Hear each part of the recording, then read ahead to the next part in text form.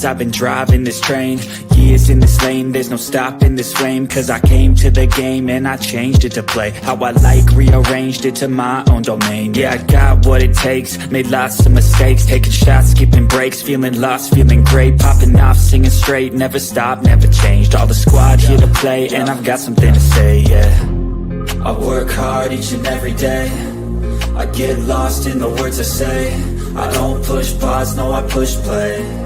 I won't stop till I make a change. I withdraw on the things I make. I turn flaws into flawless traits. I build tall, never capping space. I won't stop till I hear him say, welcome back, and Happy New Year. Happy New Year. Hey, JR, how's it going? I'm well, thank you. Good evening, chat. And how you doing, Aubrey? All right, I'm great. So did you make any resolutions for the new year? No, I did not. But how did you? I did not either. I kind of go with just overall progression and not perfection. I think that's my thing. Well, what's the weather like? Is it weathering there? Because it's 27 degrees here, and it's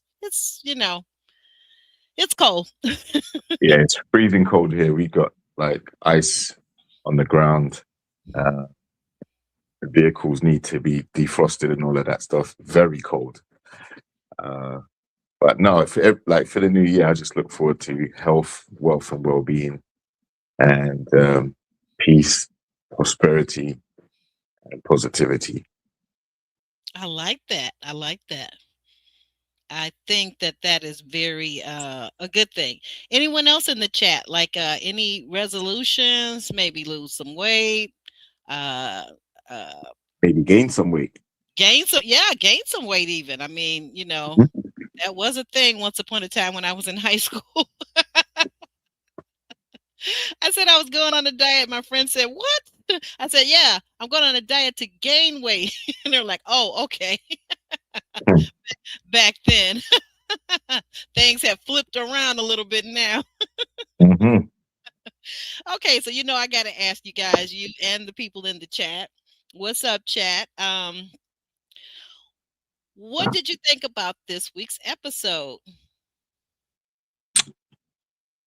Boy, this episode, I know you've been looking forward to the retreat so much. Oh yeah, my favorite of each Your season. favorite, yeah. So obviously, with everyone getting in cars and driving down there, you get to see a quick preview of who's with who in the vehicles. Do you notice Bello driving with Dominique in the passenger seat? He's got his hand on her thigh, I think that was. I don't, might have been lower than that, I'm not sure, but his hand was somewhere. And Shannon was in the back. Yeah, so I think you mean like that. Yeah, his hand was somewhere down there. We couldn't quite see exactly where it was, but I didn't know what was going on there. It was below her waist. We'll say that. Yeah. So yeah, you get to see things like that, and then obviously when they arrive, they get to pick out the bedroom. So it's always interesting to see who's rooming with who. And then also, how do people feel knowing that their connection might be rooming with someone else? Yeah, we're gonna talk about that in a second too, right? Mm-hmm. Yeah. Well, what did you think of all the games and the dinner conversation? The dinner conversation was quite lively as far as the group. Really? What was it lively about it? Well, a couple of people got called out. No, not saying any names. Cardi. oh, did that slip out? Yes. Well, Hey, Babs. Before all of that, we did actually get to the elimination that we've been waiting for from last week, because there was a cliffhanger, wasn't there? Yes, there was. So we're gonna go into that in just a second. So we start off with the ladies. The ladies headed to the lounge, looking absolutely drop dead gorgeous, so beautiful. You got Donna in this clip, Ashante and Ashley. I still have a hard time telling these two apart. I don't know why. Okay, so is it Ashley is the one that typically wears her hair straightened? Is that what it is? Over here to the right, JR. Uh, yeah, she's got red in her hair, so that's how I remember her. But Okay, okay. All right. All right. So they're headed into the ladies' lounge with uncle, cousin, nephew Tommy, and he's letting them know, well, hey, how did it go with your best friends with these gentlemen? And we've got Dominique. Dominique is saying, well, it was good. It was good. Bello showed up and showed out. But Devon, not so much. And then you've got our girl Lauren. Lauren is saying, well, yeah, it was interesting, but Vince, he kind of messed up. He said, well, messed up how? And she says, well, they asked him his height, and he says he's 6'2". And they asked him, well, like, what is that like? Is that like your doctor gave you that, information? And he got kind of assertive, and my friends didn't like that, and I didn't like it either. What did you think of that? What did you think of her still talking about that? yeah, for me, she's going on too long about it. But I didn't see the yeah. It was just a waste of time conversation, like I said last week. That 6'2" thing. But it was vital because the task was to meet the friends, and that's what they jumped on first of all. So um, Lauren is not feeling Vince, um, and the way he acted, which can be debated. Debated. There's been the strong sense of debate throughout the entire week, whether he was right or wrong to say what he said, or whether the friends were right or wrong to jump on his height, even though he Okay, is 6'2". right, but okay, what do you feel? Do you feel like it was Vince that was wrong, or the friends that were wrong, or were they all out of order, or was nobody out of order? What's your thoughts? Nah, the friends. Listen, man. He said he was 6'2" straight away. So the friends were. I don't know what they were trying to do. I think they were in the wrong. They could have asked a lot more deeper, in-depth questions about him, tried to get to know him. But I think that height conversation went on for far too long. She said it went on for 10 minutes. That's way too long.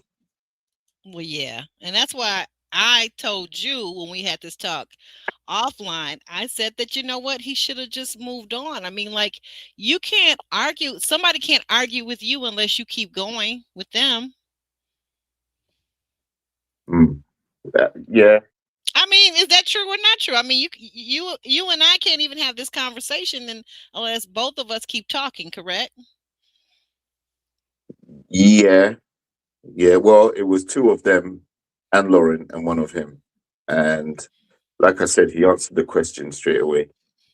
So the whole thing about, well, did your doctor say it was you were 6'2", and she wears heels in this, that, the other.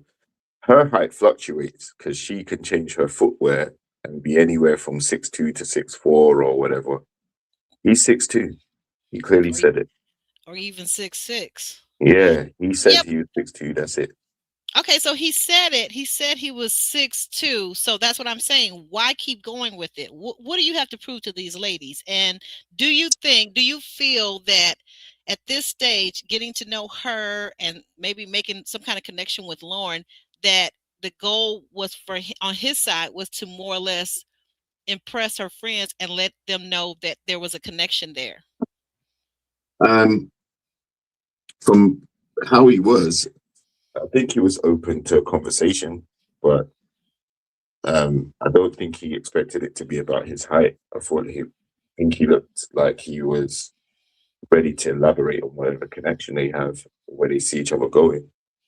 Mm-hmm. Hmm. He didn't seem closed off to me. I didn't see that at all. Yeah, she said that, I think I caught her on or someone in my YouTube world explained to me that she said that they had conversation with Vince for like an hour, maybe an hour or even 2 hours, and that was just a portion of the conversation. They talked about many more things. I guess I'm a little confused though for Lauren. Like, if this was your conversation, your friend's conversation with him, why didn't you interrupt or distract them or get them to move along? Because I do think that that was a bit much of the friends. And while Yeah, I think that the goal, I feel like as a woman, the goal and the objective in this date was for him to impress and acknowledge that he has some significant connection to her, which I found kind of hard to believe because after he called her the B word earlier, even though I thought he gave a sincere apology for that, uh, that misstep, later on he did apologize and I thought it was sincere. But for me as a woman, I would never trust him again, because what if he gets angry with me again? What's he going to call me the next time? The same thing or worse? exactly. That's a good point. And also, the lady still said they liked him. They still picked him as a connection for her, you know. Hmm. Um, and then back to your point about Lauren being quiet during that back and forth, I guess. Um, the same rules didn't apply to Cardi when they was talking to Ashanti about um, how she sees her connection with Cardi. So everyone was saying, why didn't Cardi jump in and intervene and protect his connection? Lauren didn't jump in and do anything. She actually sat down and watched her friends pick at his height for like 10 minutes. So we didn't see Lauren interrupt or try to distract or even stay on topic about the connection. She didn't even try and reel her friends in and say, hey, we're here to find out about more about the guy other than how tall he is. Right, right. Yeah, it's some of the comments that are going on like that. Like for example, El Cid is saying, I did not like Lauren saying that Vince was aggressive. I agree. I agree, But El he Cid. wasn't. He wasn't aggressive. He was definitely defending his point. I see Vince as a right thinker. He's the guy that is always going to do the most in explanation if he believes that he's right. But I didn't see him being aggressive. I do agree with that. I don't know. We know that this is an edited show, as El Cid loves to say, but and I agree with her. But I didn't see Vince what we saw. I didn't see him being aggressive. I see him being like, I'm right, and let me clarify so that you understand what I'm saying. And the girlfriends just wouldn't let it go. So, but my thing is that he could have stopped. Lauren could have interjected some. I don't know. It's a lot going on. Oh, let me get back to the other comment I thought was interesting. My friend Stay Tuned Reviews, he says that this is basically toxic femininity. Those women wanted to argue, and Vince was in a no-win situation. What do you think about that, JR? Uh, yeah, he was kind of in a no-win situation, but also they did try to emasculate him a little bit when they said, what was the word they used? They said, "Is that a little boy 6'2" or something like that?" Like they made reference um to how sensitive he was about his height, which I didn't see. Again, like I didn't see any real hostility coming from him. He was trying to get clarity as to why they are questioning the fact that he said he was 6'2". Again, he's been around Lauren for a few weeks, so Lauren knows how tall he is. She's 6 foot herself. She's made a point about talking about how tall she is, and she's looking for a taller guy.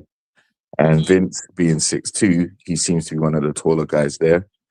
And when you see him standing next to some of the other ladies, you can clearly see there is a height difference. Mm-hmm. So I'm not sure what they weren't picking up when he walked in the room. You know, he may have been wearing flats and not heels on the date. Could could it, yeah, could it be that Lauren at 6 feet, and as you very well pointed out, which is a great point, is that she wears heels probably much of the time when she's out in public? Could it be that 6'2" is not tall enough for her? Could be. And if that's the case, then, you know, if that's such a important and determining factor as to whether they proceed, as far as she's concerned, then they may not be a match. And then she needs to look for one of the taller guys on the show. I'm not sure who that is, but yeah, if height's such a big deal to her and her friends, I don't know who's going to be her top connection then. And that's why I think she was floating around in the retreat, because she genuinely doesn't have a connection. There's no Yeah. one. We haven't seen. Let's look at this too, and I think I'm being fair. In the beginning, now we're in week 9. In the beginning, let's say the first 6 or 7 weeks, we didn't really see as much of Lauren. It's like, we saw her at the beginning, first couple of episodes, we got introduced to her, but then she kind of faded out. We didn't see a lot of dates with her. We didn't see who she was making a connection with. Would you agree or disagree, JR? It's I would agree with that, because, as I said, she doesn't seem to have anyone, even at this point. no. She's not the only one that No, doesn't have a connection. not at all. This is like a slow moving season in the sense that there's been a lot of fun, a lot of connection, great dates. We definitely enjoy all of that. But other than Bello and Dominique, we really haven't seen a connections just growing and accumulating and intensifying, I would say. Now, What would you y- say? I would agree with that, because it seems as if this season, uh, people are slow to let go of connections. It seems like people are more intent on trying to find more and more and more. Yes, that's it. Thank you. You hit the nail on the head. It seems like we've got a bunch of people that are saying, well, let me get one more connection. Let me see if I can stay on a little bit longer. If I get this connection, if I flirt with this person, if I stroke his ego. And therefore the connections that they made early on, they are not really nurturing those connections. And that's what I see, because I always say every year, when by the time you get to the getaway, you should pretty much have it narrowed down to 1 and 2 people at the most. And then at that point, if you got 2 people, I think it's incumbent upon the person that has 2 connections to let them both know before they get to the getaway. Because what happens is, let's say you got 2 connections and they're very close, they're running neck and neck almost, right? So what happens is you get to the getaway and you're sitting there all cozied up with guy number 1, let's say if it's a lady, and guy number 2 is sitting shooting daggers across the room in the living room looking at you like, what? And don't dare get a bedroom with one of these guys and you've Mm. got 2 connections, because what do you think the other one's going to do?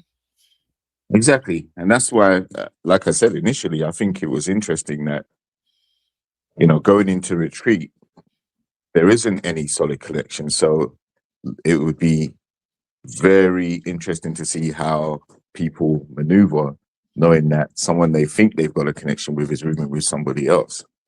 It hasn't been contentious, though. You haven't seen those looks across the room or anything. It has, there hasn't been any kind of jealousy or, like in the past seasons, we've seen someone have an attitude because their connection is with someone else. We didn't see that. I think the most we got was, who was it? I think it was, let me think. It was, I don't even know if it was Shannon.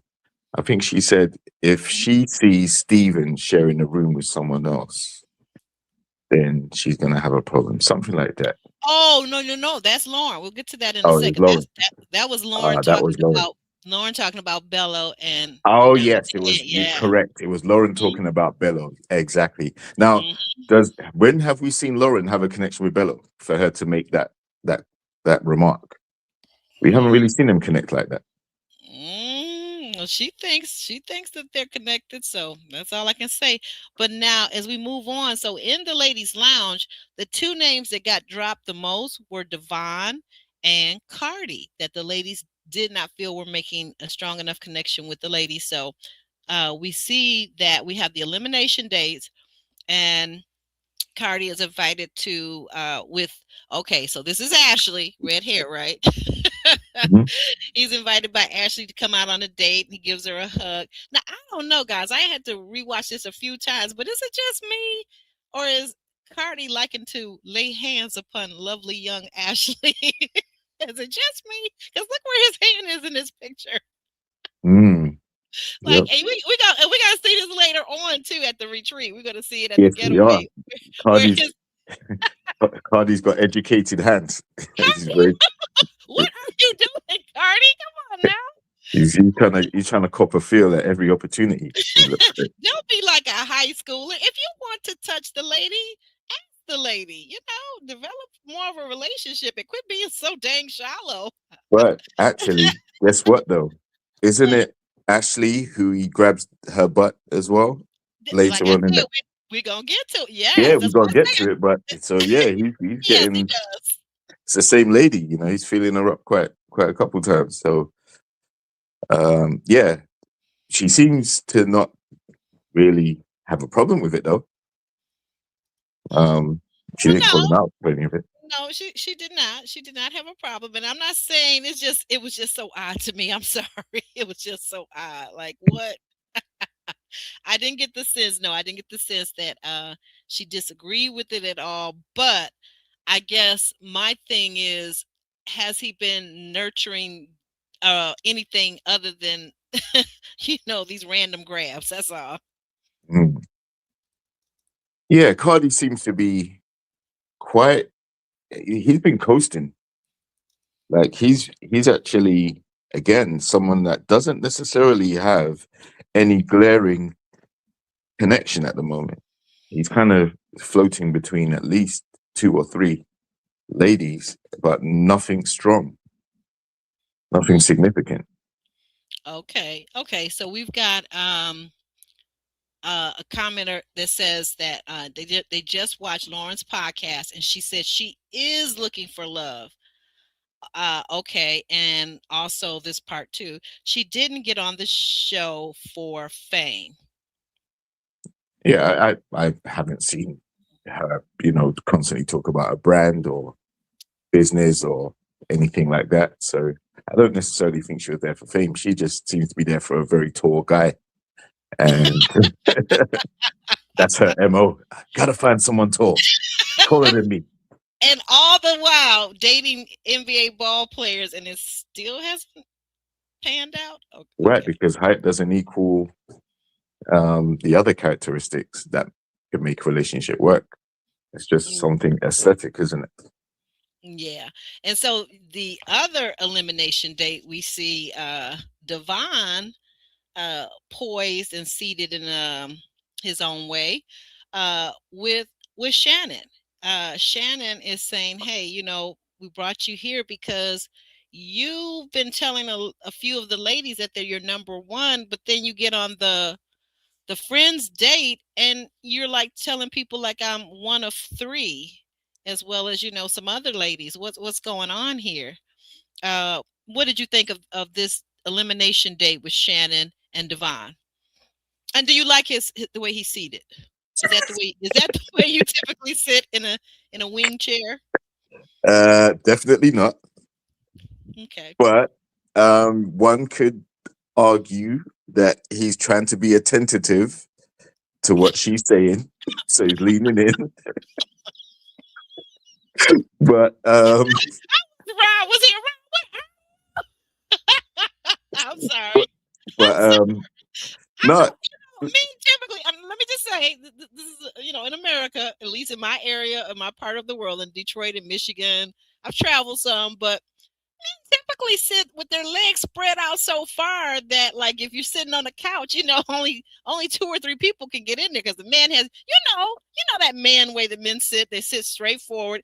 And then if he wanted to turn his neck and his head to look at her, I don't know. Yeah, this doesn't look like he's relaxed at all, does it? It looks like he's sitting on the edge of his seat, and it looks as like he's tempted to cross his legs. Well, if you look at the physicality of it all, it's almost like he's seated the way she's seated. just odd. It was. I got so concerned when I saw him sitting like this. I just got Well, so concerned for him. I'm well, sorry. she looked like she's more relaxed than he is.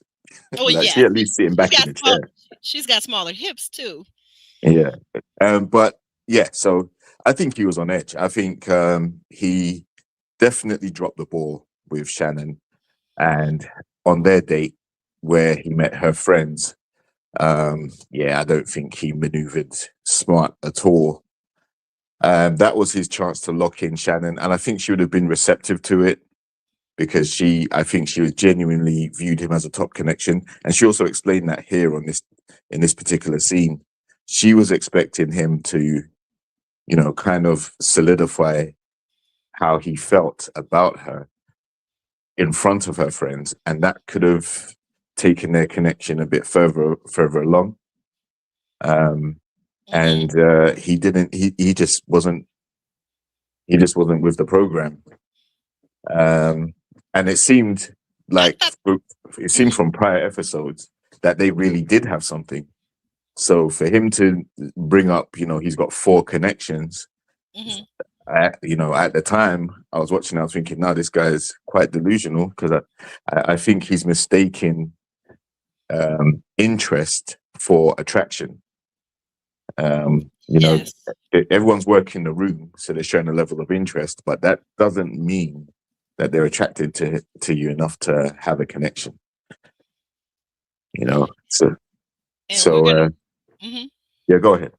Now, I was just saying, we're welcoming Ron to the stage. He just got in. Ron, Oh, where yeah. were you? I was just saying, Ron, what do you think of this seated, perched, as Babs calls it, perch position? I'm thinking tooted, but I won't say tooted. I mean, that's been, I thought that's been his problem the whole time. It's just some of the masculine gestures and stuff. Like I said, it doesn't mean that he has a different personality. Doesn't mean he can't throw a mean left cross. Doesn't mean none of that. None of that, no. He doesn't. He has some tendencies that some women might not see as masculine, and therefore they might not see as attractive. Because his problem was that I had 4 connections. I couldn't tell which one was my number one, because we all know if a woman really is feeling you like that and your masculinity and stuff like that, she don't mind fighting for you on this show. So they just went head up to get your attention, like they're doing with Bello. But nah, you didn't have no connection because nobody was feeling the masculinity, and they just didn't want to say it like that. No, they didn't. But I think that what we saw earlier on in some earlier episodes, weeks past, is that Shannon did seem to have some interest in him, but he was so busy lusting after Dominique, and Dominique absolutely did not want him. Shannon had interest to him until Shannon found out old boy liked her too. She didn't need him no more. You gotta understand how who's old boy that started liking Shannon? Who are we referring to? Well, I think she has a connection with the what's his name? The guy with the glasses. Steven. Steven, yeah. Yeah, who's a little more masculine, who's going to win that battle, even if she felt that she had that they have good conversations with Devon and things of that nature. The masculine guy's going to win the attraction battle 9 times out of 10. That's just real life, sexual marketplace dating 101. It's the same in Detroit, Atlanta, wherever you go. So even if they did have a lot in common, things of that nature, as soon as the more masculine man came around, he was gonna outbid this guy. If not, she wouldn't have let him go. You know what I mean? Because she would have felt that, that's my connection. I would have fought for him and stuff like that, because that puts her closer to the chopping block. But she said, no, I got somebody a little more masculine who I'm willing to fight for. And with you sitting like that on like that, we cool. Like, you would have to really come strong and convince me. And when they say that, when they say, oh, I want you to choose me, make me my number one, they want you to show that masculinity. They want you to show that tiger. Ooh, I want you. You know what I mean? Like that. And he ain't showed that with, a lot of girls except Dom. And I almost think it's because he's really into her fashion like she can dress well, shoes match. He looked so he, approachable. he looking at her like that's a bad B. Well, you know what? I definitely gotta say, I did love her outfit this episode. In this scene with the aviator leather jacket and the cute little animal print, and it was hugging every single curve. Girl, go ahead. I did love it, but dang, you could have asked her off scene though. Divine about all that. And we've got a comment. Siobhan could sell her bath water by the keg. She's the type you take to Ruth Chris on a first date. Oh my, stay tuned. Don't tell us you like somebody without telling us. So yeah, but anyway, so in this scene, we do find out, of course, that Devon is the male that is being sent home. So we have to say, "Tootaloo, Devon, toot-aloo." No pun intended, or maybe a little tiny pun intended. And so on the drive here we have Bello, we have Shannon once again, and we have Dominique. And I think there's a very interesting dynamic in this car, because it feels almost like Shannon is like their little niece. What do you think, JR? Yeah, she's in the back seat by herself, and man, she had to watch Dominique and Bello cooing over each other in the front. So yeah, hands all down underneath the waist. Definitely a third wheel situation. A little bit of a third wheel. Yeah, you're right. Yeah, but like I said, man, Dominique looks very happy at where the hand placement is from Bello. That's for sure. Wherever it was, girl. Mm-hmm. Well, what about you? Ron? What did you think of on the way to the getaway? Yeah, I think it's the dynamics kind of cool, because you see some people who have their one, kind of already picked out, and then some people are a little still all over the chalkboard trying to fish for some attention, from some other people still at this point, and we're kind of like, this is the point where you should already kind of been narrowed down to at least two. If you got three right now, you got zero. So if you're not down to two or one directly, and y'all have a connection, y'all both agreed on that connection, and it's growing towards something, you're in a little trouble right now.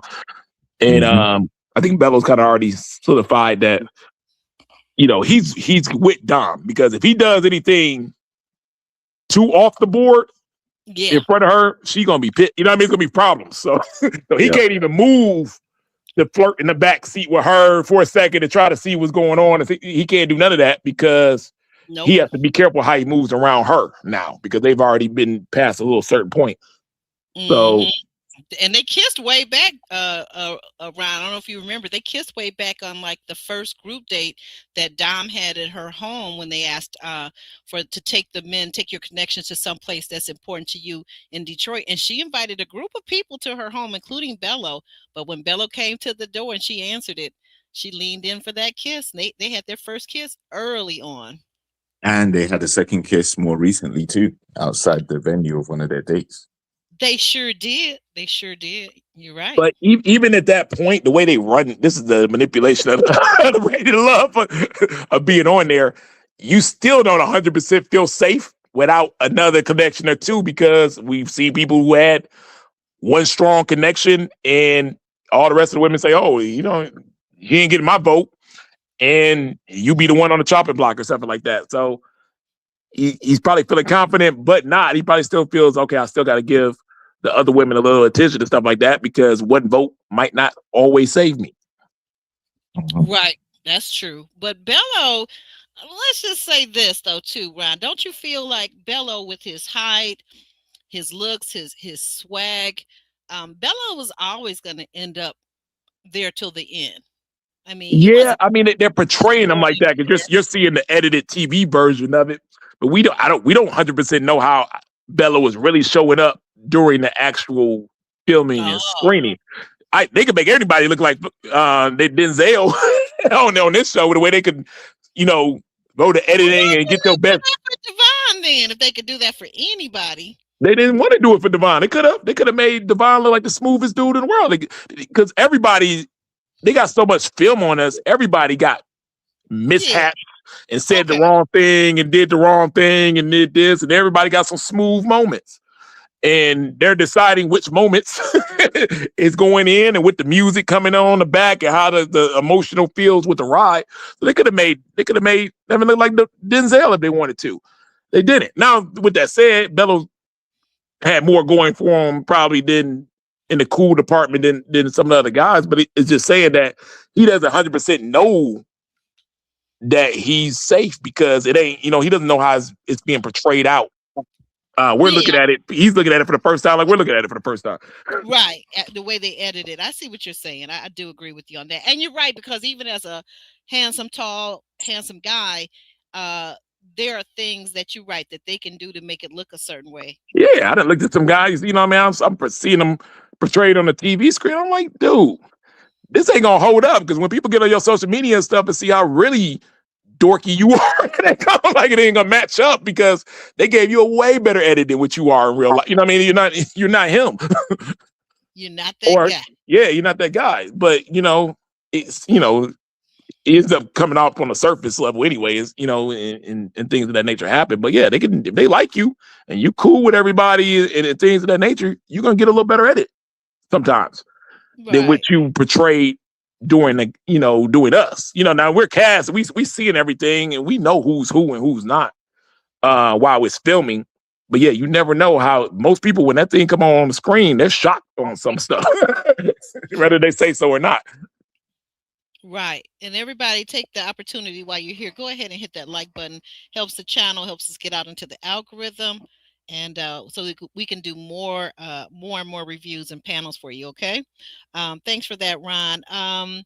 What do you think about the other car that we had with a group of castmates in it? And we know there's some people missing. So I guess some people drove alone or they weren't filmed.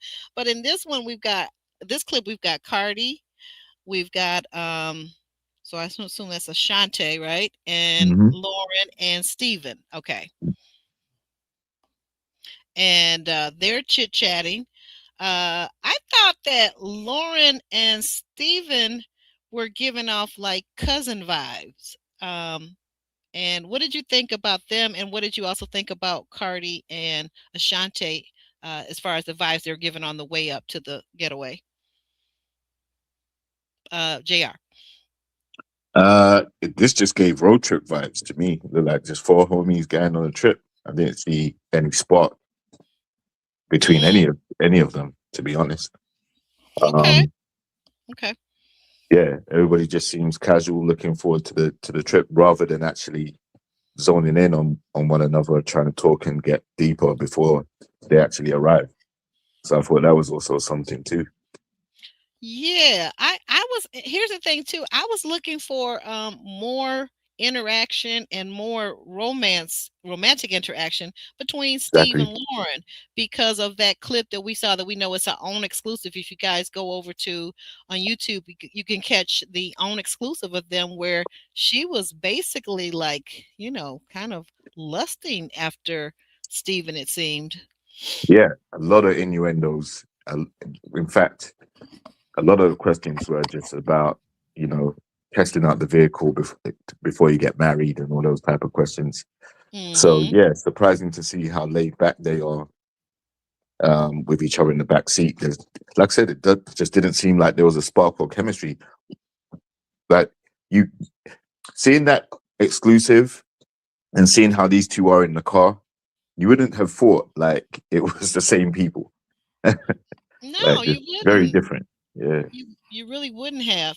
And so they finally get to this getaway. Everyone thinks this lodge in the cabin is absolutely stunning. Vince said that he thought he was on a movie set. It was so nice. And the first thing you do if you watch this show any amount of time and you get to the getaway, the first thing you're supposed to do, ladies, is go grab your bed. So in this scene, in this clip, we've got Shannon had already picked out basically this massive suite, which I guess she was going to occupy by herself, or maybe she was going to invite Darius. I'm not really sure. But in any case, after she had picked it out and left her bag, looks like an AKA bag actually. Um, Dominique comes in and claims it for herself, and for Bello, which did make a little bit more sense to me because it's a suite. It's meant for two or more people. What do you think, Ron? Yeah, I mean, I don't know how they were doing that. I guess it's first come, first serve, probably. But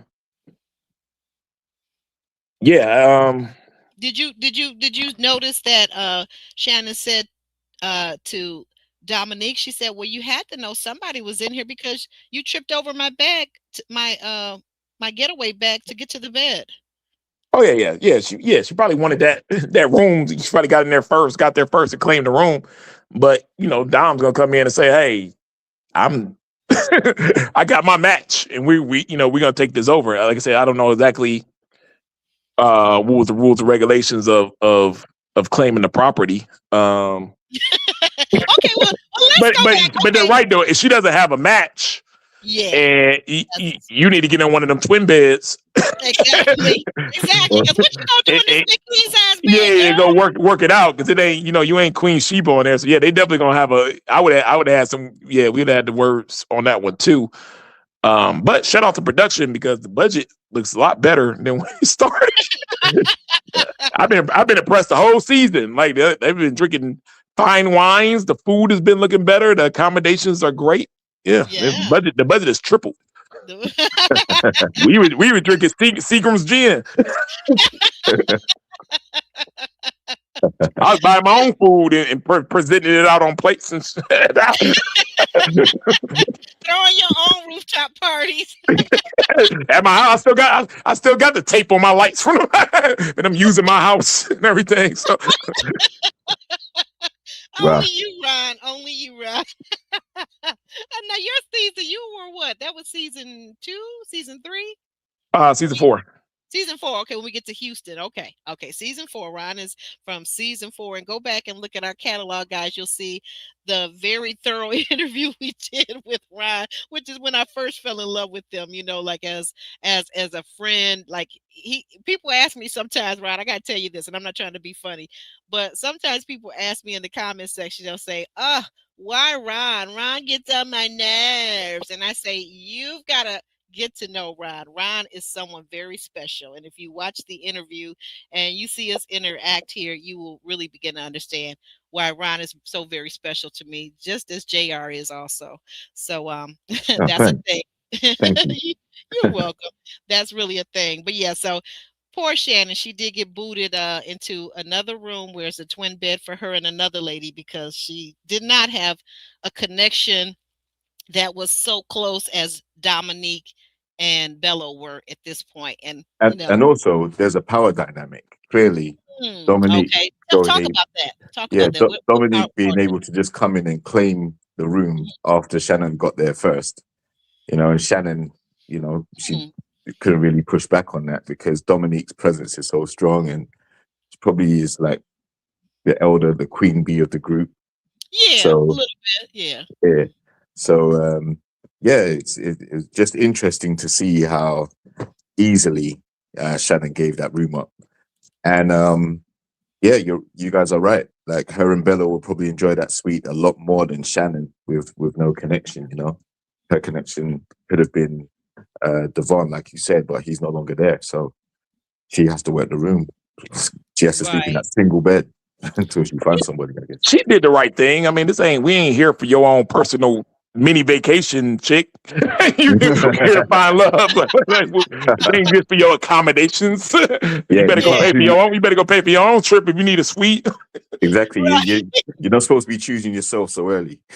Like go work the room. Yes. And we're getting ready to get there to that too. So thank you for pointing that out, Miss Wilson. So speaking of Lauren in a confessional, because she's observing that she noticed Bello's bags were in the same room with Dom's bags. And she tells us in the confessional, well, you know what? I am going to have to have a little talk with him because if he's going to be sleeping in the same room with Dom, that's crossing a boundary that I'm not sure that I'm going to accept. What did you think of that, Ron? What did you think of that comment, and how did you feel about it? I mean, it's kind of a catch-22 because where else is Bello gonna sleep? He ain't sleeping in your bed. Dom gonna come in there and raise holy hell. He knows that, so he has to sleep by his number one. And if that's a turnoff, which you know what I mean, if you're not willing to fight for him at this point, then he's not your match. You need to go find somebody else. But I think whoever my man, when he made the comment on it, when we get to later and stuff like that, it's like Yeah. he's the one grasping for straws right now to try to find, something to stick. It's too calculated. I'm trying to stick on the Yes. show. I'm trying to Mhm. get my, you know what I mean? It's like it's all for the wrong reasons. It's out there and it's weird. Right, And right. Like she yeah, should fight. I agree with you. She should have, and I say fight, I don't mean physically at all, but I mean it's up to her at this point. If she's really feeling Bello and thinks that there's an opportunity for a deeper connection, she needs to express some of those things to him. Wouldn't you say, Ron? yeah, he told her, like, you're playing it safe, and safe is Mhm. gonna get you eliminated because Exactly. you know what I mean, you got to put in some work around here. It ain't no okay, I'm just gonna be cool with everybody and everybody's gonna give me their vote and I'm gonna stay on here long enough and then I'll just choose one of these guys I'm not that interested in at the end and walk in my pretty dress and then start my podcast. And you know what I mean? Like that ain't necessarily how they're not gonna let you do that. Eventually, these dudes are going, their egos are gonna pop in and they're gonna get rid of you. So you can't fake the situation. And I just think like, she thinks she might, besides Baby Bello, where it's too late, she might think she's kind of too good for some of the situation and she's trying to, I guess, play the game. And eventually that's gonna catch up to her. Right, right. You gotta show a man, these guys are looking for the woman that shows them the interest. Ready to love is different than what dating out kind of in the real world is because those women are used to being chased. Here, because of the dynamic of both of the genders getting a chance to eliminate, y'all both have to chase each other. Mhm. Yes. And that woman's not used to chasing a man. You know what I mean? So she don't know how to really zone in and play that game. And if she's not 100% feeling somebody, it's not going to work. Mhm. Because That's true. you have to chase. You have to show a man some interest on this, or the men are going to get together and go like, oh man, I'm not feeling her. Like she ain't showing no interest. So I get a chance to eliminate on here. Mhm. And yeah. And to your point, Ron, I was talking to this friend of mine, and I was saying that in this new year, one of my coworkers had said to me, well, I said, you have any resolutions? And she said, well, you know what? My resolution is to stop chasing men. And I had a good laugh with her. And I said, well, you know what? If I was going to do a resolution, mine would be the opposite. I'm going to start chasing men because I feel like in this era, this current generation and this current environment that we're in, like, what do you always call it, Ron? The marketplace? The marketplace. Yeah, the marketplace. I feel like now it is incumbent upon women oftentimes to, like you said, let men know that you are interested, that you have a desire to get to know them more deeply. And I don't mean that with a double entendre, by the way. But but you do have to do more than, let's say, when I was dating, 25, 30 years ago. You have to do more. You just I we see. I women. saw it this weekend with my sister, who, like I said, just had a Okay. bad breakup, really wants to get married, really wants Okay. kids, getting close to 40. Hmm. And just this weekend, she's already made up her mind that she's going to put herself out there and things like that. She wants it. This is first Good. priority. Hmm. And how I saw her move, I had a friend my girl came in for DC for the New Year and stuff. So she's there and she's like, oh, yeah, such a girl's like my brother. Oh, first thing my sister said, oh, is he single?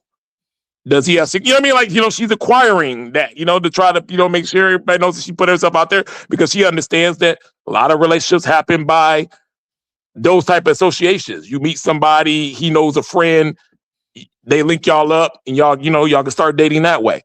We were at a little bar. Me and my girl were separate. My sister was sitting there by herself against the bar. It was two guys having a conversation right next to her. She eased in and butted in the conversation with the guys. They started talking to him. 15 minutes later, one of the guys was offering to buy her a drink, and she's sitting up there drinking an apple martini for free, conversating with the guys. You know what I mean? Like she's making those type of strides, and I knew she was gonna slither her way into into their conversation and get it going. You know what I mean? Get it going, get it. As Adora likes to say, get it crackalating. Get it crackalating. Yeah. Hey guys, how y'all? You know, you know what's going on? What y'all talking about? It. The guys, you could tell they appreciate it. And they say, okay, we got a woman in the conversation. That's cool. Let me take care of her. Show her I'm a man, a gentleman. Get her a drink. You know, then her just standing there and acting like the two dudes are not just right next to her having a conversation and looking at me to buy the drink. She went in there and did it on her own. So I like the fact that she's showing more initiative in the dating scene. I think it always pays off when you put whatever you put as a priority. It's usually what you get. Like I said, you got a lot of women putting work and all this other stuff as their first priority and wondering why they're not getting the results of love and marriage and stuff like that when they're not making that a number one priority. And I've always made dating a top priority. It's all I always had dates. I've never not had dates. It's not because not had dates. Trust me, you are like the male version of myself in my 20s and 30s. You have always had dates. I've always had dates, but I've always made that a priority. It's not because I've been the smoothest, the tallest, the best looking, and no, I've actually prioritized it. So when everybody say, "Oh, you always have women, you good luck with women," no, I'm not. I just made it a priority. Initiative and make it a priority. I like that. You're right. Yes.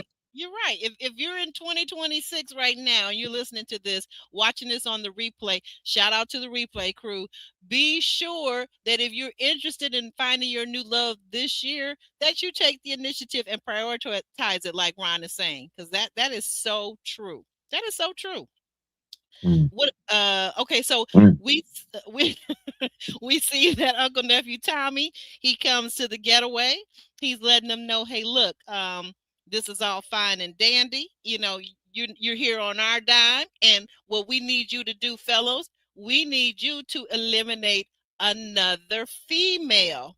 Well, what did you think about that, JR? What did you think about another lady is going home? And any thoughts as to which two will be on the elimination bubble? Well, you know, first you have to mention who we just been speaking about, which is Lauren, who doesn't have a connection. Okay. She could potentially be down there, and also Shannon, because again, like we kind of thought that her and Devon would work to some degree. So both of them are kind of in the house floating. With Lauren, I was very surprised that she even made that comment about Bello, because, like I said, from the hot takes, she seemed to be very interested in Steven, at least attracted to him, you know. But also, she's got a connection with Vince. So for her to all of a sudden say, she'd be interested, you know, Bello better not sleep with Dominique in the room, you know, that was very surprising to me. I would have thought her attention would have been more on Steven or Vince. If she had said that about either of them two, I would have understood it more. But Bello's been sold on Dominique for a while. And I don't see, like to Ron's point, I don't see Lauren putting up a fight against Dominique to try and win the affection of Bello. And we'll see later on in this episode when they actually sit down together. There doesn't seem to be a spark there anyway. Like he's firmly not interested in her like that. And I don't know what she expected. So yeah, in terms of the ladies going home, I think it could have been, I think it could be Lauren, I think it could be Shannon, and I think it could be Ashanti as well. Because Ashanti, which we find out later, she is not having the conversations that everybody else is having. In fact, she feels like she left out. And that's because she's been the homie vibe and putting people in the friend category first before actually making any moves, not showing the initiative, not showing the initial interest. So she's just coasting by too. So that's my three. It will be Lauren, Shannon, and Ashanti. Any combination of those three. Well, Mr. Jaguar says, yeah, he's kind of agreeing with you. It's either Lauren or Shannon. Oh, yeah, based on the trailer. They are not in the final four. Whoever is doing the editing this season needs to either step their game up or be replaced. I'd bet on Lauren between the two. Yeah, Mr. Jaguar, I think that's a good point. Ron, what do you think? Which female do you think will be eliminated? This upcoming elimination. I agree with the same three JR said. I mean, it's gonna be tricky. I mean, Shannon's the weaker link, but like I said, we've seen girls like Lauren go before. So just being tall and pretty ain't gonna save you. We just seen that many a times. So yeah, I do gonna say it's probably gonna be Lauren. Just off the initial connections and things of that nature. But right, she doesn't really seem to be connecting with anybody deeply like that. Exactly, and also remember, like we said earlier, she's made height a very big thing, and preference, as she says in the lengthy explanations on in the comment sections, like dissertation almost. Long dissertations, yep, in every single comment section, yep. But also, there is a point in this episode where she says she regrets how her interactions have gone coming into the retreat. She actually said that in one of the confessionals. She actually regrets how going into the retreat, the connections that went with Vince and I think it was Bello as well. So Lauren's height requirements automatically eliminated a lot of guys, and she hasn't made a play for anyone, so she could very well be the one to be sent home. Yeah, that's what or she may just choose herself. She may just choose herself. Oh, yeah, we haven't seen a self-elimination yet in this season. Not yet, but Shannon or Lauren could definitely do that. Oh, Ron, explain to us what you know about self-eliminations, because we do see it on some of the seasons. What do you feel like is the requirement needed to go to production and say you want to self-eliminate? It's not easy. I tried to self-eliminate. And it's I was self-eliminate. I did the emails. I sent it off. I wasn't even going to another shoot. I was going to self-eliminate by force. hell harder. And but that's when my connection called me and said, "Dude, you're gonna get me eliminated if you do this. Please, Ryan, don't do this. I need to be on the show. I need this, and that." And I felt bad for them. Because I actually kind of cared. You know what I mean? I knew enough about them. I knew their family situation, things that nature. Yeah. Right. So that's the only reason why I stuck in. But yeah, I already sent my email off for self-elimination. So it's not easy. It ain't just raise your hand.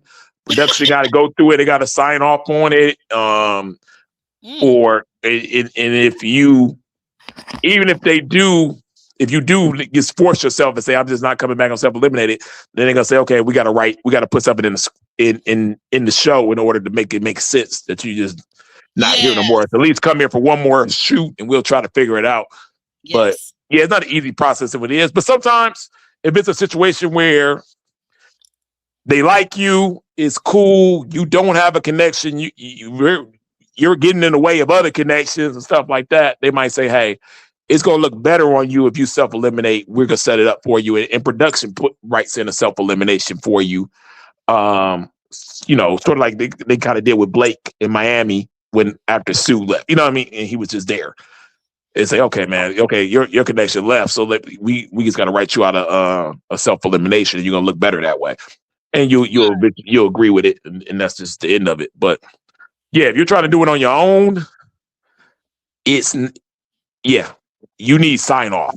Because if not, David, who was on my season and stuff, remember he tried to self-eliminate too the same time I did, and they made him look crazy. They was editing that chopper. You know what I mean? And all he was trying to do was self-eliminate on his camera, and they wouldn't have it. So you better get sign off before you try to self-eliminate. That's just how it works. And sometimes they even involve nephew Tommy. I remember someone self-eliminating, and they had Tommy pretend to go out somewhere and call her, and she couldn't be reached and all that stuff. That? Oh my God, I remember her. What was that? Was that DC? One of the DC seasons? Oh my gosh, she was so beautiful, but something happened. You're right. He did a call. We were like, what? Nobody was on the end of that phone. Nobody. She had you know what? Yeah, because she had already self-eliminated and she just left. She was like, bump this stuff. I ain't got time for this. She didn't tell no one. Yeah. That's how they tried to script it anyway. I don't know why. While Tommy is talking, I don't know why Cardi. He looks kind of wistful, like kind of sad almost. But hey, but anyway, the group goes and they're gonna play cornhole, and they're having a good time. And Steven is like the first person to actually get the little. I don't know what you call that little thing. I used to play cornhole too. That's fun. But he was the first one to actually connect and get his to go in. So what did you think about the game, JR? Yeah, looked like they enjoyed the little group activity, the getting a little turned up. Good way So, to break the ice and get to vibe with each other a bit more. mm-hmm. Didn't I'll be seem back. competitive at all. So yeah, like cool group activity, I guess. Not wrong with that. We didn't actually see any connections develop from it though. So Oh, from the game. Okay. yeah, None of the men got behind the ladies to show them how to make the bean exactly. ball connect with the hole. hmm Oh man, what connect with the whole? Goodness. I mean, anyway, I'm sorry. These comments have got me in a tizzy. Okay. That's crazy. Oh, wait a minute. El Cid says, hubby and I play. Okay. All right, El Cid. Time, time for members only. Hey. Okay. After Um, dark edition. Yeah, she's good for that. I love El Cid's channel, guys. If you're not subscribed, get over there to El Cid's channel. She's doing great things, and she's growing like wildflower. Okay, all right. Now, okay, this is one of the piece de resistance. While outside activity is going on, Shannon and all her pearls that she loves to clutch so much is sitting down with none other than fur-wearing Darius. And the two of them are kind of like, you would look at them and what we've seen of them on the show, just going by what we see on this edited show, and they seem like they are worlds apart, right?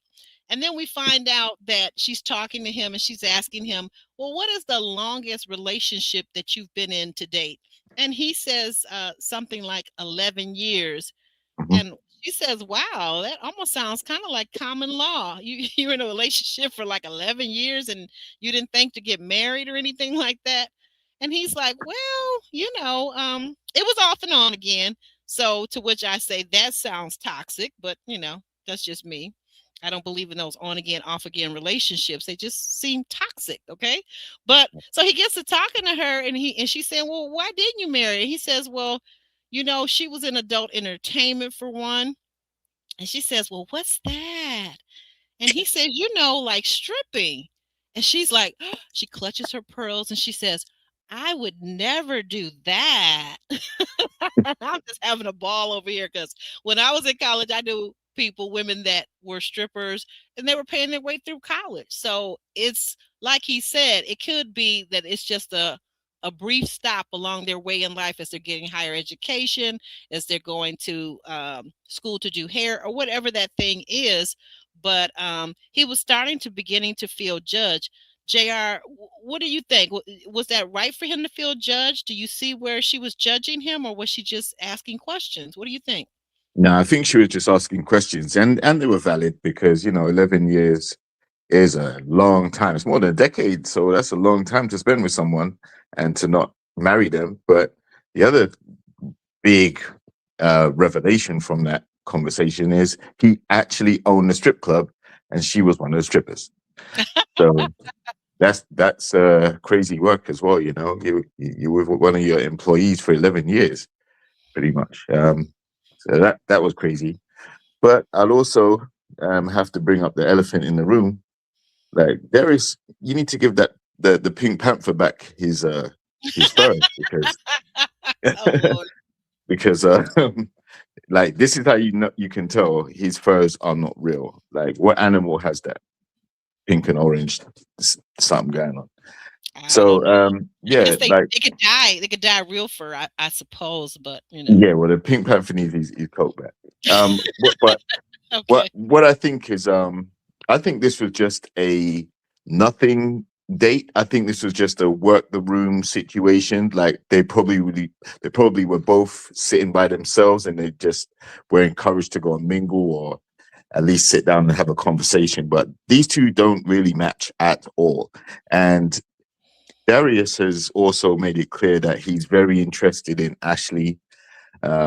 So I don't think Shannon's particularly interested in him. So yeah, those, other than those glaring revelations, and the way he felt judged, I think anybody would have questions about the story he told about his previous relationship. And I'm not going to talk about the other stuff he's got going on outside the show, but it's a lot. It's a lot when you put everything together. So Darius, yeah, he's not really a safe choice for Shannon anyway.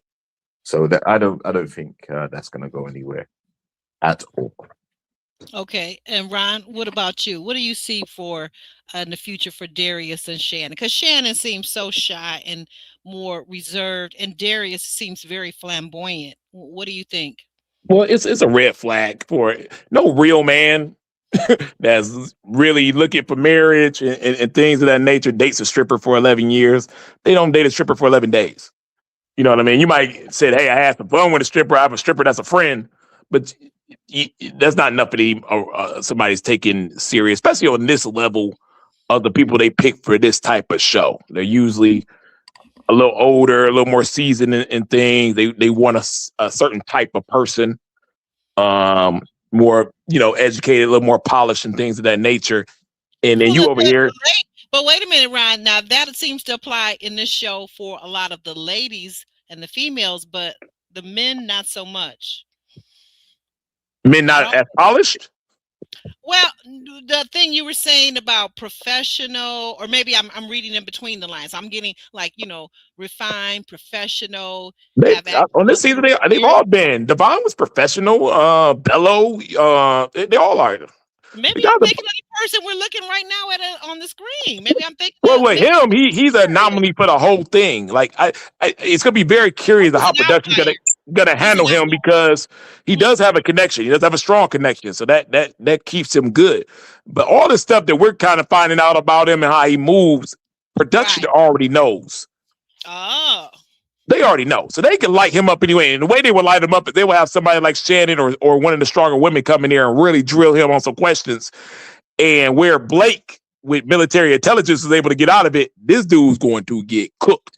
And Blake, that's another one of my favorite Ready to Love interviews of all time. Blake is, when you say smooth operated, a picture, when you go look at the definition, Blake's picture is right next to it. Okay. Yeah, he's trained for that. This guy's not trained for that. So yeah, they're gonna eat him up. Like in production, normally in the past, don't like too much flamboyant this and that, because it really doesn't relate to the core audience who are looking for love and polish and somebody like that. You do just try to show off on camera and stuff. Don't really go well with the audience and don't go well with what they're trying to do. You know what I mean? Like, it's only one flamboyant person on this show, and that's Nephew Tommy. Everybody else can kick rocks because that's how production feels when it comes to that stuff. That's his job. Nephew cousin Tommy to be flamboyant and fly like that. Yeah, he the only fly one. Everybody else got, you know what I mean? He's good entertainment right now, and they let Darius cook, but it'd be very curious of how long they let him do it, or if they let him do it all the way through, because like I said, they can light him up at any time. They got all the info. And he got a lot of info. I can already tell. We find out new stuff. Now it's because that the big girl is not the stripper. We know that. And we know he didn't own a strip club. He might have been a brand ambassador or a bartender. I don't know. But yeah, I think I dated a guy once, and he was so fun, attentive, generous, and all those things. But one thing I found out about him, he had a knack and a habit of always embellishing every story. He was always the most celebrity in his group and everything like that. And I could see that in Darius when he says, well, I own the club, I own this, I own a yacht, Yeah, I'm right everything's there. embellished for what it is. The Mhm. whole persona, the deep voice, and trying to say everything on point and line. You know what I mean? People gonna get sick of it after a while. You know what I mean? So it is up to him. But like I said, you got a lot of cojones with that pass of yours coming in and playing it this way. But like I said, you do have a connection. She is a top girl. And a Mhm. lot of times they can see it. If they need them for a connection and to get 3 people down to the bridge, they're gonna skip over all that stuff and let them walk. Yeah. Because And so far also, oh, go ahead. I'm just going to jump in and say quickly that means Donna was right. The type of guy that he is, Ah, Donna actually did clock it early. she Um, did. The, yeah, so go ahead. she called him out on that. Um, I felt and like yet, the mistake that Donna made, though, was in saying that all the women felt the same way. Because even exactly if that all was of them did, that's not her place to speak for them to him, yeah, and that Speak wasn't for even said in a lounge or anything. So you know, Mm-mm. She said it directly to Darius. exactly. And then the other thing is that the thing that confused me about his story is okay, so if this lady was a stripper and he was with her for 11 years, he said the reason why they didn't work out is because he was trying to change her life. Yes, So thank you for bringing that up. that Thank that doesn't make sense to me because if she's a stripper, you you. trying to make that money from her if you own the bar, on the place. Why would you want to convert her into your wife and take her off the pole when she's actually earning money for you in that profession? You cannot have a stripper working for 11 years and you wearing furs and stuff looking like the pimp. Everybody can already assume that she's working Exactly. for you. Like that was a wrong story. I would have lied and said, nah, she was a kindergarten, something like it's obviously that, oh yeah, you were okay dating the stripper because y'all was working together. We know how the game go. We know how to work. Yeah. Ooh, we've been saying he kind of dressed like a pimp, so I don't Yeah. know if Now that's true. he was probably just spinning the records in the club, not necessarily the owner. You know, he's probably Yeah, probably like Jamie yeah. Foxx from Players Club. Okay, Blue. But to what Ron is saying though, even if he was just playing the records to DJ and he was dating a stripper, the fact that he's coming across as a pimp would say that maybe on the outside of the club, that's what he was doing. He was pimping her There's out. something in Houston called a strip club pimp, and what he does, Ooh. and I know because I got friends that do that. They girls can't get their own ID. They send the ID to my house because they don't got no address to send, and they'll have 6 or 7 girls working at different strip clubs that they got in good with the owners there, and the owners don't mind it because you're bringing girls to their club, and then them girls, if they make 300 a piece, you times that by 7 or 8. All that money goes to him. He gets one little house, puts him up in it, and gets him a car and get him around and make sure he's taking care of him. Happens all the time. This is real life stuff. Mhm. And Darius we don't know if him to have no stellar resume for the last 11 years of a great job. So what was he doing? Work. Well, let him tell it. He's a millionaire slash billionaire. Yeah, but where'd it come from? Like, you know what I mean? Like you That's get what I'm started trying to designing figure out. clothes. You didn't have you don't have a 20-year resume in designing clothes. So how was you making money back then? Stripping Mm. too. He was in there stripping as well. Oh, now you know. Okay, moving along now. So when it's a quiet time when the couples kind of start to break off and talk, we have a very nice interaction and conversation going on between Donna and Steven. And they are really vibing. She's vibing with him. He's vibing with her. He's talking to her about being a mathematician. So how are you at spending money? Sounds like he's considering her as possible wife material. When all of a sudden, you know who, Lady Shannon with the pearls comes in and interrupts. So like, Mhm. hey, she breaks him up. Which, kind of like to the point I was saying, sometimes when you're out here in the marketplace, sometimes you have to do that. You have to kind of insert yourself. And that's what I was saying, not literally chasing men, but insert yourself. Or like the example that Ron gave earlier, insert yourself, ladies. You got to insert yourself. So it ends up with Donna and Vince. And then Vince, he comes in and usurps. Okay. So then Vince starts to talking to Donna, and they have a very interesting conversation where she begins to go deep with Vince and say, well, what do you think it would be like? How do you think you would feel if you were remarried? Your wife has your child or children, as the case may be. Do you think you would be excited about that? And Vince says, yeah, knowing how I feel about my two that I have already from my last marriage, I would be very excited. I would be very excited. I think my daughter, who is the oldest, she would be excited also, but I don't know how my son, who is the youngest now, I don't know how he would be, and he's not really like, a person that just embraces everybody, but hey, if it were me, I would be very excited. What did you think, Ron, about this conversation of the blended family? For one, I thought that like I said, I thought Steve, I really saw it for the first time. I think he really likes Lauren. Mm-hmm. And I think he was mad at how that transaction went down. And now she's up in somebody other guy's face. But he thought, the conversation was going good. This is my time to really assert myself. I don't get a lot of time. You don't get a ton of time with these people. Mm-hmm. And and I think he's mad. And I think if we fast forward all the way to the, kind of next episode, and she says, he was giving out his little trinkets and she didn't get one. I think he purposely did it to let her know, yeah, okay, yeah, keep playing with me. You know what I mean? and I'll show you I got some other options. I think that was a deliberate move. But I think he likes her. I could tell the way that was the first time I really seen him kind of open up and get close and was kind of like, yo, look in her eyes. And I would be mad too. My conversation is flowing. Now the girl comes and he's like, okay, he did it. But then now I guess had her one-on-one finally. Conversation was going good. And not even 20 minutes later, I'm on the couch with somebody and she's in another man's face having deep conversations. And I'm like, what the heck has happened? Yeah, but to be fair now, if you put yourself in the same situation and you're back on Ready to Love and someone was talking to let's say the little bit that you like, little chocolate lady. Yeah. What was her name? Alexis Fly. Like Alexis Fly, Ron. You mean to tell me that you wouldn't go over and say something and want some more time with Alexis Fly?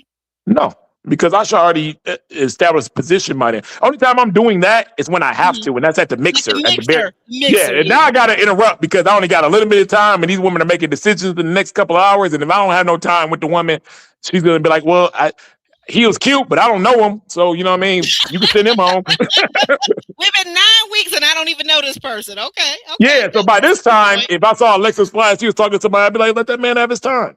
Right. You know what I mean? Like, I ain't, he ain't battling up against me. You know what I mean? Like, you know what I mean? Or maybe he is, but you've already God's done will. Your part to establish. That's God's will after that point. You know what I mean? Like, yeah. God's will. Okay. JR, any thoughts on this thing? Mm-hmm. So what about the blended family portion of it too? Don't forget that part. Yeah. The blended family conversation with Vince. He said he would be just as excited to have a new child as he was to have his first two. So I get the impression that he's open to having more children. I think he's more hesitant to get married. But Vince and Donna have had a connection for a little while. It may be a small one, but at least they're vibing. Stephen, that was what actually jumped out to me the most because he'd finally got his alone time with Donna, like we saw, right? Yes. Shannon pulls him over and they go to the couch. Then, while Donna's talking to Vince, look at the way she's distanced herself from Stephen now. So they're not even talking. And Shannon's got her legs on Stephen's lap. So Shannon obviously felt comfortable putting her legs up on Stephen and claiming him in front of Donna as well. That's a very territorial move. And that's also Shannon, I think, giving that indication that she's interested in Stephen. But Stephen, in the confessionals, he didn't seem too impressed about that. It seemed like he wanted to really get to know Donna at that moment. Yeah, Shannon's grasping for straws. Yeah, exactly. Trying to stay on. He knows that. So it looked like Stephen was a little bit perturbed and would rather be speaking to Donna at that particular moment in time. And but he had that conversation with Shannon, and the legs was on his lap and everything like that. And as we see later on, there's a moment where he's in the bed and Shannon runs over and jumps on the bed and starts hugging him up and things like that. So maybe this is the start of some type of spark between them. But he was definitely not feeling the fact that he couldn't have some alone time with Donna. Yeah, I think he did actually finally want to get that time, but he didn't really put up. Oh, okay, let me get that comment back up. Steve is chill. He needed more intensity, though. If you remember, last season, the one before, or either the one before, a man was with a woman at the Getaway, and another man tried to talk to her, and the first guy did not just fold. I like that. I think that's a great point, Mr. Jaguar. Very good point. So then we get to, in this next scene, we get to Lauren finally has that sit down conversation with Bello, and she's talking to him and saying, look, I like you, and but I'm not really sure how things are going. And Bello does a good job, I think, of articulating, well, if you would say and express yourself, how you're feeling, express you. Don't worry about what other people are doing. Just give me the true expression of yourself. And then she says, well, I don't feel like you're giving me the true expression of yourself. What did you make that she meant of that, JR?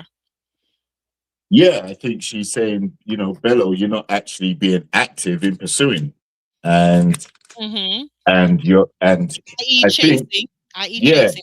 Mm-hmm. right. He's not really showing interest in her in the way that she would like, and that's Mm-hmm. because he's wrapped up in Dominique. And like Ron said, he's actually advanced so far with Dominique that he has to always be mindful that anything he does, she can pull him up on, because they've kicked.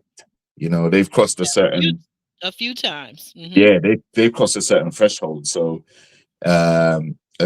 graceful and as poised as Dominique comes across, I think you can also see a side of her where she does get crossed about something, and she's gonna. Look at the way she handled Devon.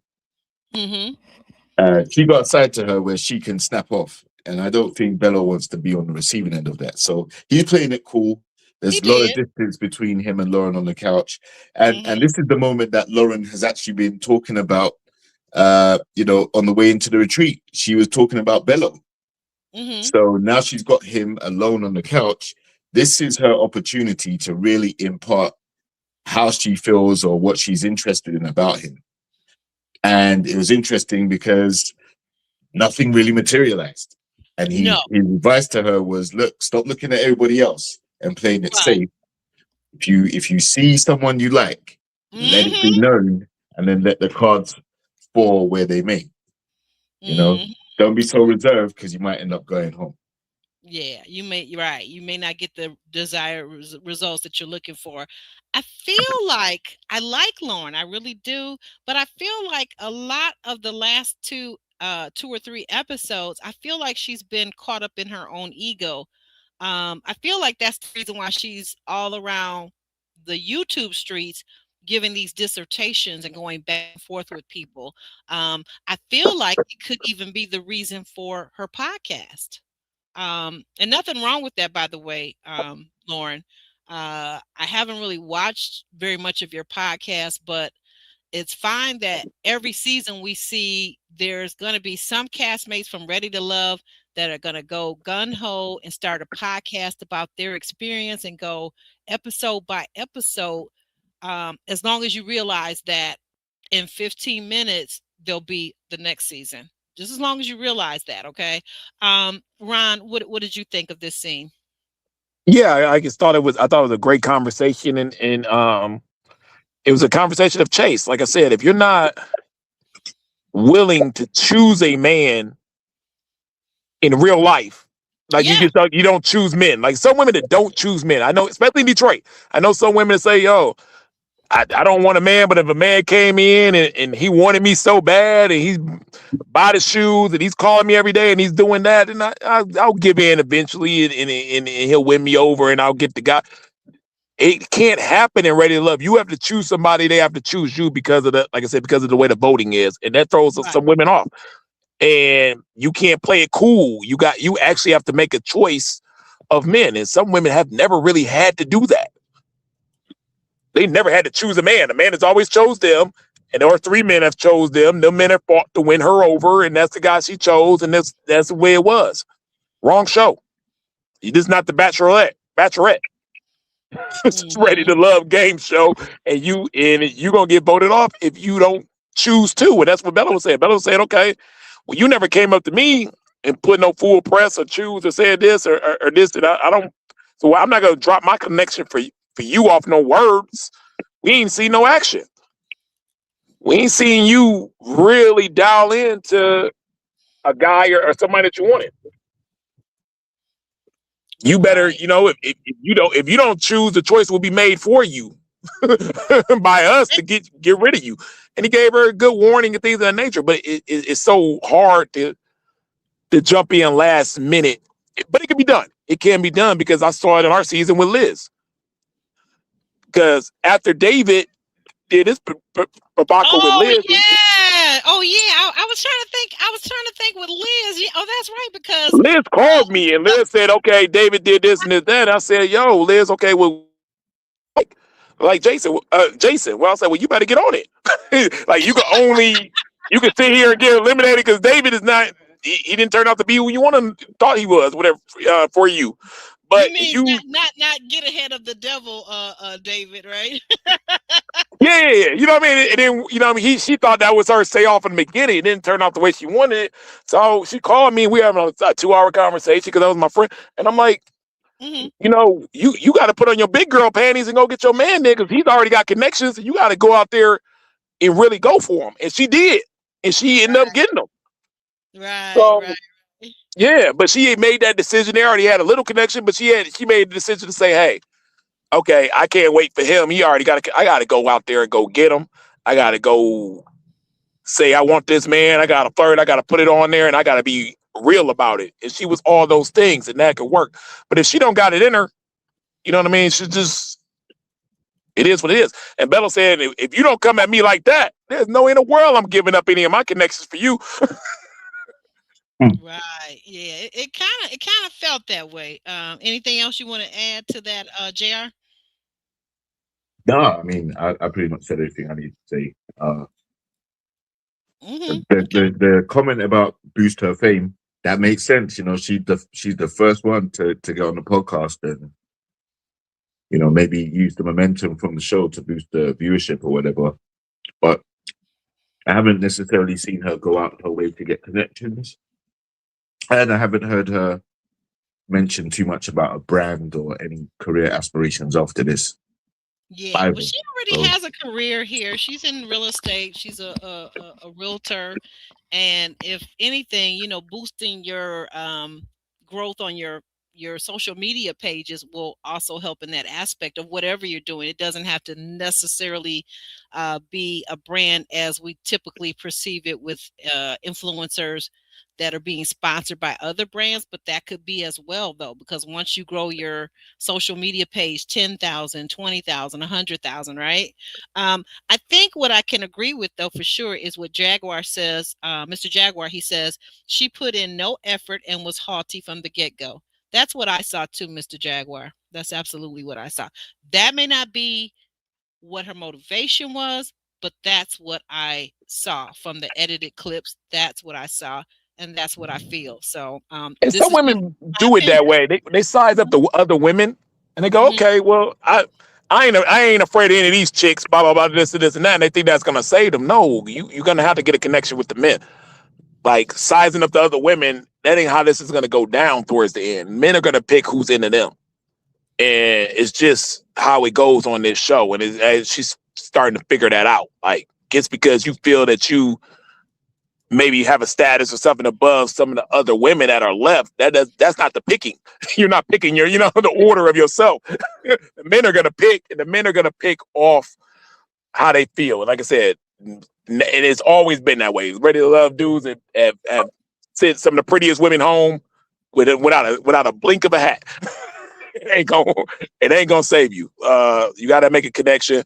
But like I said, to think that everybody here, I think that's the TV land persona, that everybody's just here for love and things of that nature. They don't have any career aspirations or things like that.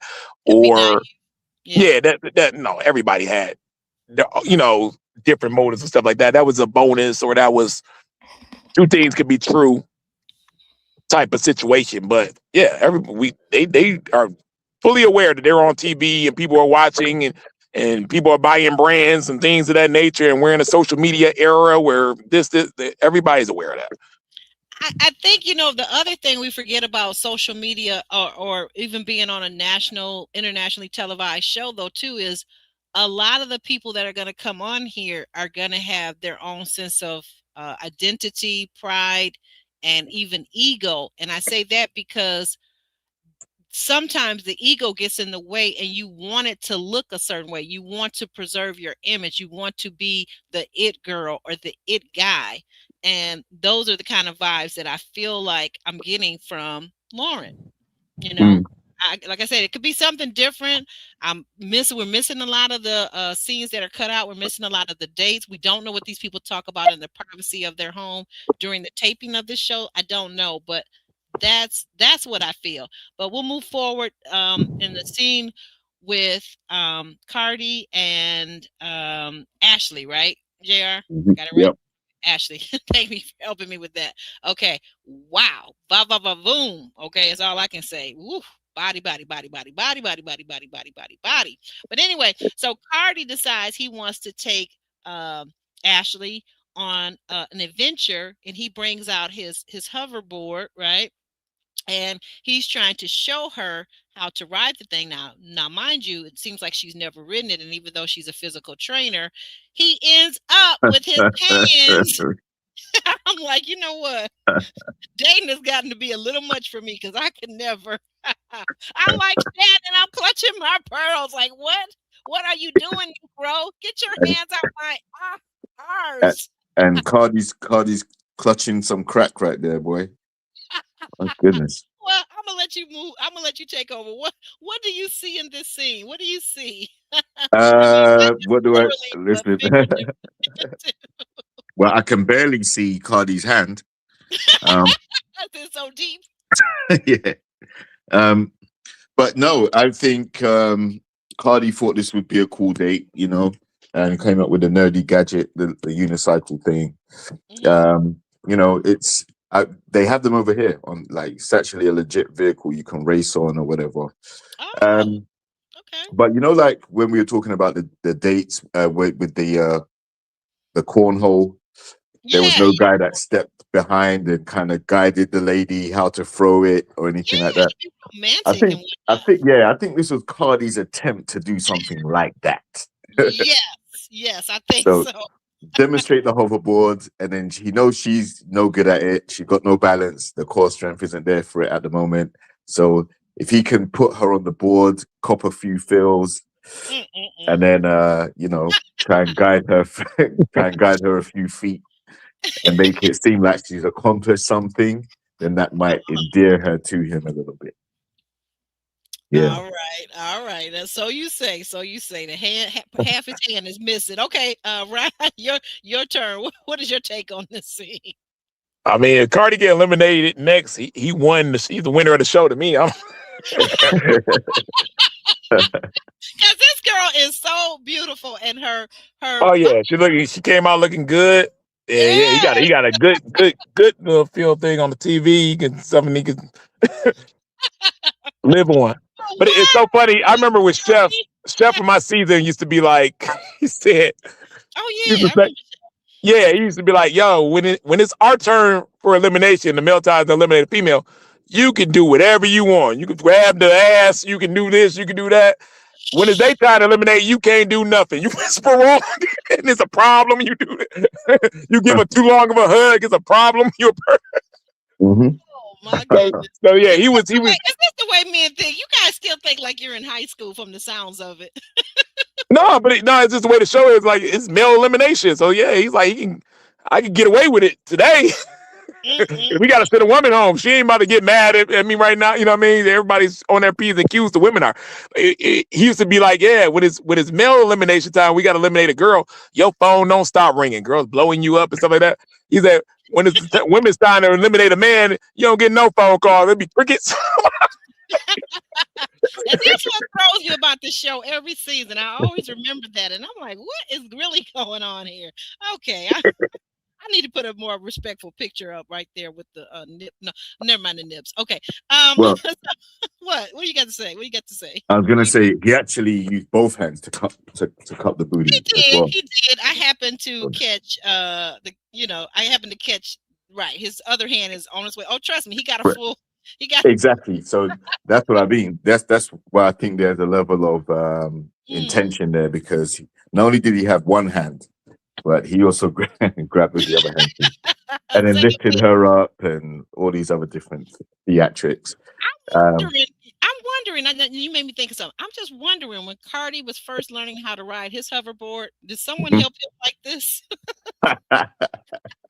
That's all I want to know. That's all I want to know. But we're gonna move forward. Okay, so now we have Bello and Dominique enjoying a sip of refreshing beverages, and they're by the heat. So this is what makes me think, because nobody's ever given me an answer as to what time of year this was, but I assume it had to be late summer, early fall, right? Maybe even fall, because they got a heater and he's got on a sweater. So they are having conversation. She's expressing how much she likes him. He's grinning, and then at one point she even tells him, "You know what? You've got beautiful lips." And then they end up hand in hand headed back to, I'm assuming, the master suite, right? Mhm. JR, tell me your thoughts on this scene. Yeah, well, like you said, it looked like this was the precursor to the night in the suite. We don't know if there was hot and heavy time, or if, but we can, definitely come to the conclusion, because of the chemistry they have, they've kissed already. Maybe there was an advancement on their physical connection, and they were very quiet about it the next day when Cardi asked everyone who slept in whose bed or whatever. So yeah, this looked like they were leading. Well, Bella was leading her to the master suite to go christen the room.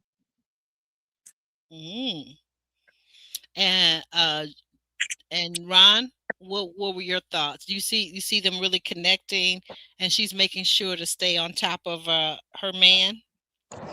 Yeah, like I said, I think the interesting part about this, they're together, they're having an open conversation, and they got some problems. There's some talking points with a 1-year-old still in the mix. Her not sure if she wants more kids. He wants kids. Her a little older, but they seem to not be worried about those talking points of the relationship and stuff like that, and just more focused on the physical or whatever they got going, or maybe they already talked it out or something. But you know what I mean? Like those, when you were, trying to make a real decision and stuff like that, I would still be bringing up some talking points at this point if it was me to make sure everything was ironed out. Okay, you mean about, like, for example, how they're going to work around this whole having kids thing? Because I think she's already told us a few episodes before that she is not going to be physically able to bear a child for him, or a son that he so some of these things got to be put together, because at this point you'll start getting the pressure in your head of saying, like you said, after we end this thing, we're to the public, we're in a relationship. Right. So how am I want to work this? Like, okay, but on the retreat, it's the first day. Bella probably thinking about the bed situation, and what. Not that they're going to do anything in the bed, but what how much can I get away with on the first day in the bed situation on the stuff? Can I rub the back? Can I rub the? You know what? I haven't even thought of it, because in my mind, I'm just assuming they're two mature adults who are physically attracted to one another and seem to be emotionally connecting as well. So I just assumed that it was going to be, Yeah, but it's still cameras around and 6 or 8 other people in that mug, and you ain't gonna go ham. Not the way I go ham. I'll be in all kind of trouble and stuff. And mama watching this, grandma, hell no. She just got to get a little massage and just keep it G. Like I'm not doing that, and I'm a wolf. Okay.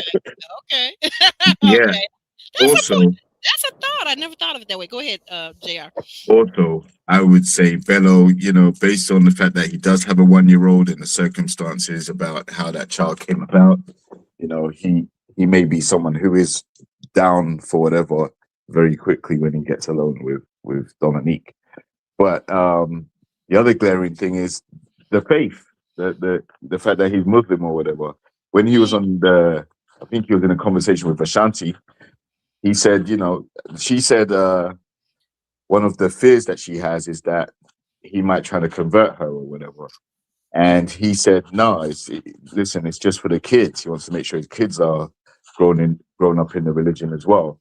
So any kid that he has, especially if it's a boy, it seems like he's planning to bring that child up in the Muslim faith. Would Dom be cool with that though? Even if she wasn't able to produce, if they did have a child somehow, would she be okay with that child being Muslim and the other two children that she has not being of the same faith? That's also a very big thing that they need to discuss. It's interesting because I don't recall. I know he's had these conversations with his other connection, Ashanti, but not with Dom. Yeah, exactly. That's a very good point. I have and a little ready to love tidbit. If y'all don't know, those little secret. When you're on these resorts and situations in the rooms and stuff like that, yes, production does put condoms outside your room and buckets and things of that nature. There are visibly all around. Oh, okay. To kind of tip you a little bit, but yeah, they're there. Yeah, okay. Well, that makes sense. That makes sense because grown folks sometimes will be grown folks, right? We get to the dinner conversation, and we're going around the room, and people are telling what they learned during this process thus far, what they learned. And so we get to Cardi, and Cardi has, okay, where's Ron? Okay, he may have had to go, but Cardi, No, I'm not here. You're here. Oh, what happened to JR? Maybe he had to go. go. I think JR, yeah. Okay, but Ron, but Cardi is saying, he's giving this diatribe. He's doing the 12 paragraph that Lauren does later on. He's just going on and on and on and on and on. And then someone says, well, wait a minute, you're talking in metaphors. And he says, well, I am a metaphor. Like, explain that to me, Cardi. Come on. After the show, we need to find out, what is this? I am a metaphor. And then even Vince. Now, I don't agree with this, Vince. I really, really don't. Vince jumps in and says, well, you need to listen to the ladies and what they're saying. They're telling you that they don't understand and so forth and so on. And I'm saying to Vince, but Vince, it's the same thing we were saying when you were debating with the friends with Lauren back and forth. Like, you got to read the room for somebody else, but you can't read it for yourself. Come on, Vince. I don't think that was a good time for him to jump in. I mean, like, even if he was feeling that, it's some things, it's a time and a place. And I don't know who it was that said it, but men typically talk to each other privately. Like, if you're going to correct someone, do it privately, because it's embarrassing. He's playing hero. He was playing hero. Yep. So go ahead and talk to me, Ron, about how you felt about this scene. This right here was frustration. And it gets to a point of the season as a castmate, as a male, where some males can get frustrated because when you're around the ladies and stuff like that, you're so pressured and so focused to have to be politically correct to the ladies. And there's this black political correctness that you got to be towards black females on this. You can't say certain things and certain that, or have your opinion of this. That's why Vince came in and tried to play hero, because he knew exactly what to say to be hero. And it's just fake. And that ain't who Cardi is. Cardi's like, I'm an individual. I'm myself. I want to be able to say what I want to say. And if I don't agree with one of you ladies, then I don't agree with you. And I want to be able to voice it as a man and as an alpha male or whatever I want to be, and be myself and say it. But I'm on this microscope all the time where I have to tippy-toe around my words or tippy-toe around my actions. And everything has to be politically correct, churchy, Oprah, all the little black nuances and stuff like that. And in order for me to survive on this show, and I'm sick of it. I'm tired. I'm frustrated. I don't want to do that no more. I want to be me. You know what I mean? I don't, you know what I mean? I don't care about y'all that much where I got to tippy toe on my own every word and stuff Well, like that. maybe I that's can't the play this game. right, but maybe that's the thing. He don't care about them enough because here's the other thing. Dominique has even said that he has went deep with her, but some of the other ladies are complaining that he's shallow. He doesn't go deep enough in conversation. And I don't know. I feel like Cardi is, like you said, a different kind of fella. I feel like he's eclectic. He's different. And to be fair to some of what you said, Ron, kind of hits home. So like when I was a kid, I was called an Oreo in school, right? You know, black on the outside, white on the inside. And to this day, I still feel like sometimes black folks want to pigeonhole one another. And we're not all the same. We're not. We didn't grow up the same. We may not, our families might not have had the same values. We may have lived in different areas. Some of us grew up with more privilege than others. Some of us grew up with a lot less privilege than others, right? So you can't take someone that grew up in the suburbs in a cushy home and compare to somebody that grew up in the hood, the way they speak, the way they think, the way they process things, right? So I Yeah. kind of have to agree with you about that. I feel like Cardi kind of got tired and said, look, you guys aren't seeing me for who I really am. But when he said, I am a metaphor, that's when he lost me. Like, because Well, sometimes. that might have been, scratched edit. But what he's basically saying is like Mhm, Darius is saying all the right things and he's playing that role. But he's you playing the see, role. he dated a stripper for 11 years. Bello is playing that role. He won't say the wrong thing. Everything's rehearsed and polished and nice, and he knows exactly, because we know what black women want to hear. We know what the audience want to hear. We know what the women on the set want to hear. It's so cliche. Sometimes it's boring. It's frustrating. You know what I mean? Like, we know y'all little script. We get it. Mhm. And the fact of the matter is, he's seeing them do it, but Bello has a 1-year-old from a one night stand in Miami. You know what I mean? The actions with these guys are not matching up to how polished they are with these answers and everything like that. And he understands that. He's looking at that like, these guys are getting a pass because they over here playing the role. I don't want to play the role no more. We know what the role is. You know how many women and guys on there was automatically talking about church and all this. These dudes ain't seen a book of church in their life. Yeah, I always think You know that's what I mean? one But of they my know the audience is a church audience. They study 40, Mhm. 60% of the base is going to church on Sunday. They know part of the audience wants, this and that. But we know the script.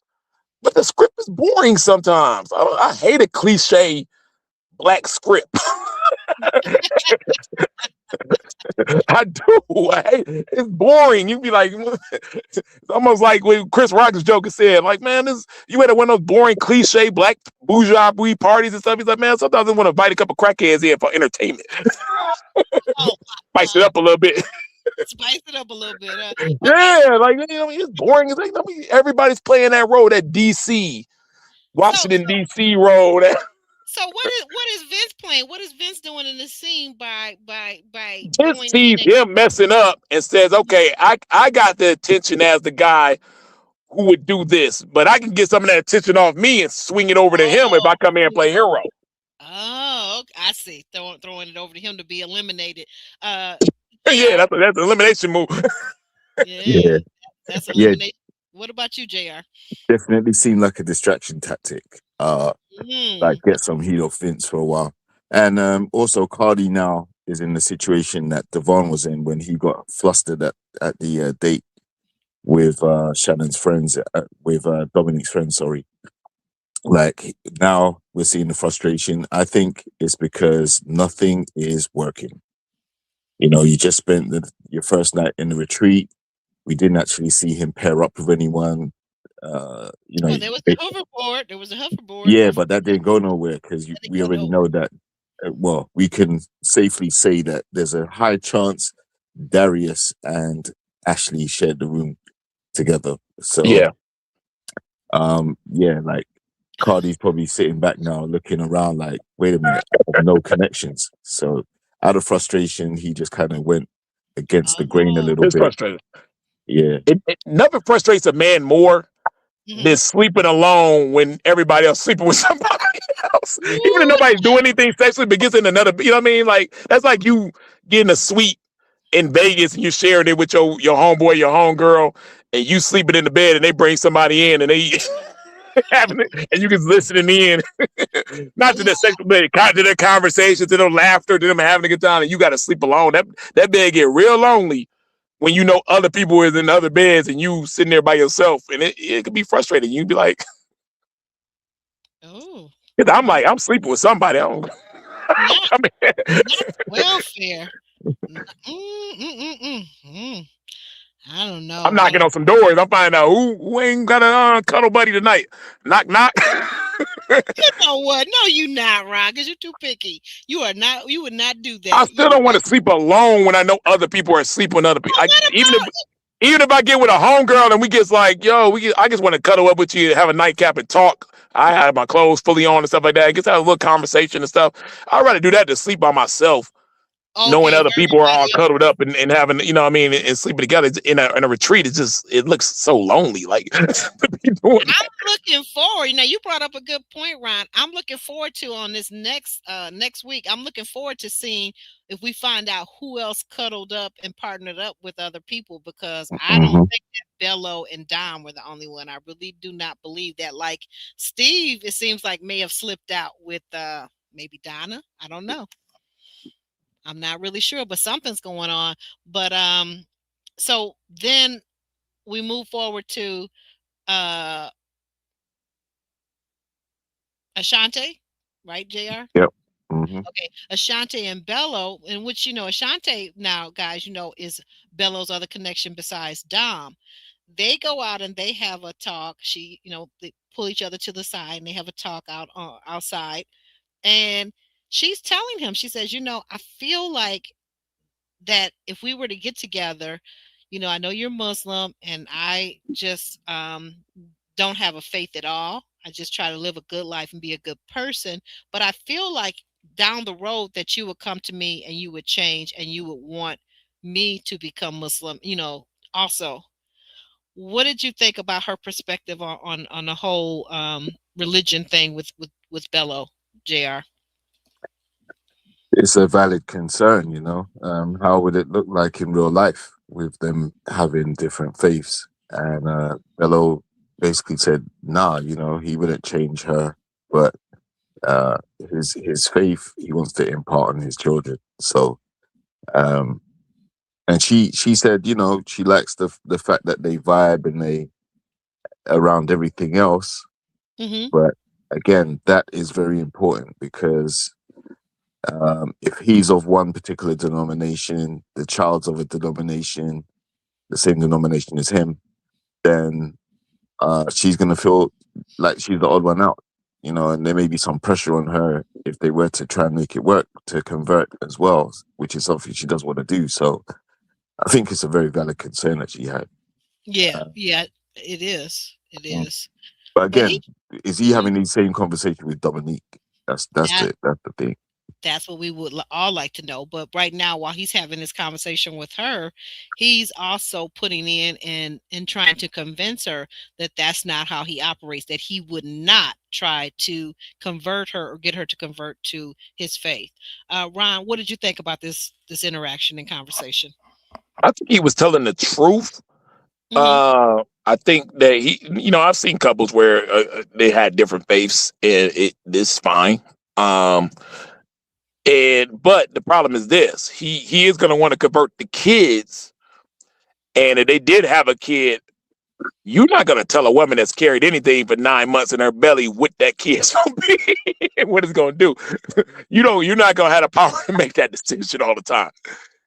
That when that kid come out and that kid's a baby, up to that kid is 4 or 5. For the most times I've seen, that's her kid. It ain't y'all kid yet. Because Mm, y'all kid later. yeah, that's a good point. That is a good point. How do you enforce that? How do you enforce that? Because it's her child, but it's his child too. So I'm assuming that the whole point of this um was that she was looking at it as we're going to be married or we're going to be at least long-term partners, right? So I was assuming that that's what she was saying it in that way. Do you still feel the same way, Ron? Yeah, I think she was saying it that way. But like JR said, the rules are different for different people. Like I said, I saw that on the season I was because Hmm. all of a sudden Alexis Fly okay, you want a church guy that's head of the church household all of a sudden, like your ex-husband, you're gonna throw that at me last minute, but you go with You say AJ and that he to can the do it. tall guy. Yeah, he He can ain't never swing it. talked He can about swing. religion with AJ. Yeah, he can swing it to whoever you want to swing it to. And you Yeah, cool with AJ. it. So like, you know what I mean? Like, so yeah, no, he's not. He didn't even brought that up with Dom. Like I told you, they ain't even had the real conversations yet. They're just in la la land, and Mhm. and like I said, I would still have to, get some real conversations ironed out because what he doesn't understand is, like I said, if they make it to the end, especially as long as they've been together on the show and everybody are invested in their romance, you're gonna have a obligation to be in a serious relationship with her. Y'all ain't even talked about any of the hard hitting questions and stuff. She just gets a pass because she's attractive. You're And talking about Dominique, meaning Dominique and Bello, right? yeah, and then everybody wonder why these relationships only be lasting 3 or 4 weeks after the show. You know what I mean? But Ryan, can I jump in as a lady? Can I jump in and say this? I feel like to me it's real obvious, but maybe it's not to people that are not as seasoned as I am. I feel like it's real obvious that Bello and Dom are very physically attracted to each other. They also emotionally and intellectually connect. I see that. But let's be realistic. This black man is not looking for no black woman to have try to do surrogacy with him. She's not able to carry or have a biological child of her own again. She already has children, I think. Um she's not willing, he's not looking to do that. Let's be honest, okay? Let's really be honest as reasonable people. I think that if anything, it would be like an Ashante, someone that's young enough to still bear his child, because he says he definitely wants a son. Yeah, he said he wants a son. We'll see Mhm. how much he wants a son when, because, well, yeah, he's going to want a son because he's like me. He's in a long distance situation with his kids. He's going to want to sit there and do it right, the right way at this. Yes, He's going to want another kid. And you're right. She's in a she's not different gonna. situation. Yeah, But Dominique is not having a child again. yeah, and I think that's just kind of like what the TV thing is. You know what I mean? He's looking at her. She's very attractive. She is the it girl of the Mhm. season. He Of the feels season. he's the it guy in the season. He feels a good look. They probably do have a connection, you know what I mean, and things of that nature. But like I said, reality is gonna have to sit in. And what's gonna happen is what he doesn't understand is the audience that watched this show looks at it a different way than when he's look at how he looks at it in real life. So Hmm. when he goes, okay, that was fun. This ain't gonna work out because of these issues didn't get ironed out, and it's not what it is. And leaves her. All of a sudden, he's gonna become the bad guy He'll be the because bad they're guy. gonna be like, she was the it girl. How you? Because what they don't understand is what we do understand from the sexual marketplace is that Mhm. Bello could get $20. He didn't get a bunch of women. Like, he don't got no problem. He didn't go on this show because they think we go on this show because we were get desperate for dates and No, stuff. Ain't nobody no. on this show desperate for no damn dates, guy or female. So it's like he got options, and he's gonna go explore the options that was meant for him after the show. But he's gonna get labeled the bad guy for doing it because she's a popular girl. She's was into him. We're invested in their relationship and things of that nature. So that's what I'm saying. If I was him, I would try to iron some of this stuff off on camera so I can have On a back. camera. Okay, so you could have something to look back at. You could always throw that Well, clip out. yeah, you got Hey, something look to at fall that. back. I forgot what season it is. Somebody did a very good job at it. It was something that Mhm. was a deal breaker, but they still went to the end there. But soon it was over, most of the audience was like, "Yeah, it ain't gonna work," because that deal breaker was still there, and he used that to get out the freaking relationship. It's the same thing with Mm. KG and Amber on our season. He used that sexual retention BS to get out the relationship. You know what I mean? Like, you knew it was Yeah, coming. you knew, right, right. But you got to Yeah, put it so out there yeah, you got to publicly. put something in there to save Mhm. yourself for when it don't work out, you can't pull yourself out. Jason didn't do that with Liz on our season, so he got cremated. Okay. Okay. So moving forward, again, we have this scene. We've kind of already talked about this a little bit earlier, but I'm going to let Ron jump in here. Ron, this is at the Getaway. You got Lauren, you got Vince, and she goes to sit down and have a conversation with him and says, "Can I talk to you?" He says, "Okay," kind of almost begrudgingly, like, because he knows what's coming. Um, and now they're sitting down, and he's getting his point across. And like I said, my only concern with Vince is I feel like he's a right thinker. Like, he's got to be right. He's got to clarify. So he's telling her how he feels about the situation with her friends. She didn't jump in. And is there anything you want to add to this? Because JR and I have kind of already contributed to this, like, earlier in this episode, in this podcast. Yeah, I think this is right here. This scene is very interesting in dynamic. I think this is the biggest dynamic in Black dating right now when it comes to two professionals dating. Okay. Because you got a woman like Lauren who is a alpha woman. Yes, that's she got it. 3 kids. So these, I don't know if one of the kids are boys or not, but if it was a boy, she could tell that boy what to do, and that boy does it. And She she's has used to two, I bossing believe, around. 2 boys and a girl. Okay, yeah, she used to bossing them boys around, and she has a good job and things of that nature. She's an alpha woman. Here's a guy within Vince who's an alpha male. He's not in the business of always backing down. And I think a lot of the alpha women want an alpha guy male, but they want an alpha male that's or what I call as a knight without a head. Where now, what is that? That's a person where, when I say let's go, you get your butt up and go. You don't tell me you solve my problem. Your issues don't matter. You just do it regardless because it needs to be done or said so, or it has to be or done a certain way. You do it because you're a man. You do it because of this and that. See, I don't let what I've learned in 2026 is I'm not letting these women put labels on me like they've been doing. This is an internet thing, and I think it's really, really bad. So when a woman goes, "Are you a provider? Are you a protector?" I'm not none of those things. I'm a human. And I connect with people I have connections with. Don't put me, I'm not in a box of your protector. I'm not in a box of a provider. I'm not in a box of an alpha male. I'm not in a box of this and that. I will have opinion. I will cry sometimes. I will have human aspects. I have feelings. I have all those type of things. So if you want something that's just an ATM machine or this and that or one thing, that's not going to be me. And in return, I'm not going to say you're my cook. You're my submissive. You're my cleaner. You're the masseuse. I'm not going to give you those labels either. You're my sexual plaything. Boy, no, I'm not looking for just qualities of people. I want a person that I have a genuine connection with and that, we are compatible. And I think we don't worry about, it's having some compatibility. And I think that her kind of saying, you should have just, when they talked, there was women talking and you should have just shut up and went with it because you saw it was uncomfortable and that's what you just need to do. And he said, that's the same thing as saying, you saying jump and I'm saying how high. And you might be able to get away with that with your 9-year-old son, or I don't know what age it is, stuff like that. But I'm a grown man. No, I don't operate like that.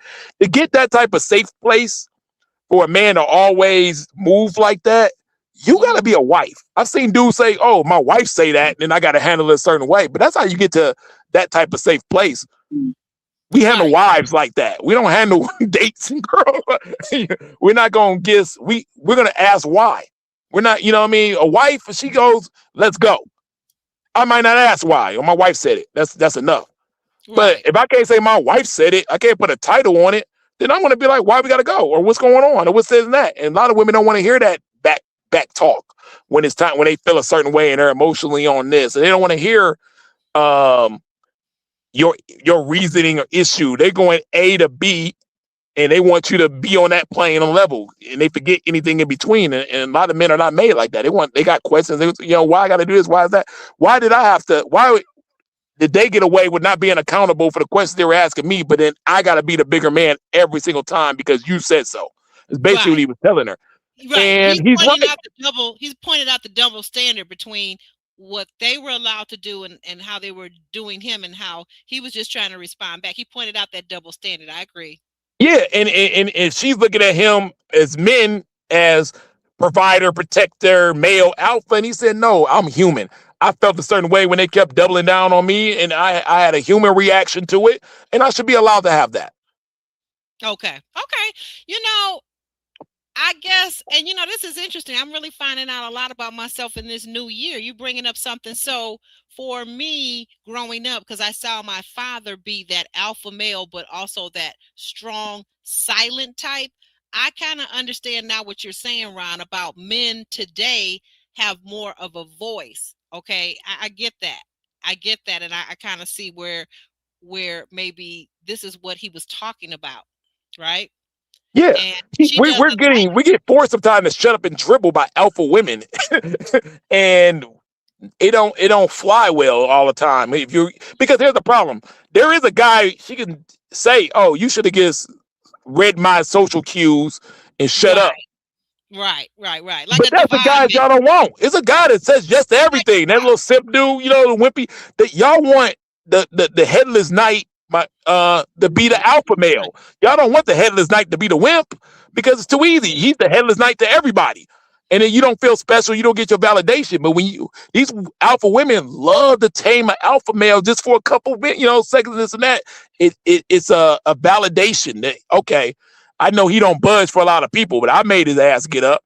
I made him shut up. I made him bow down to my friends. He cared about enough about me to take the back seat when my friends were, drilling and say, you guys are right and everything else like that.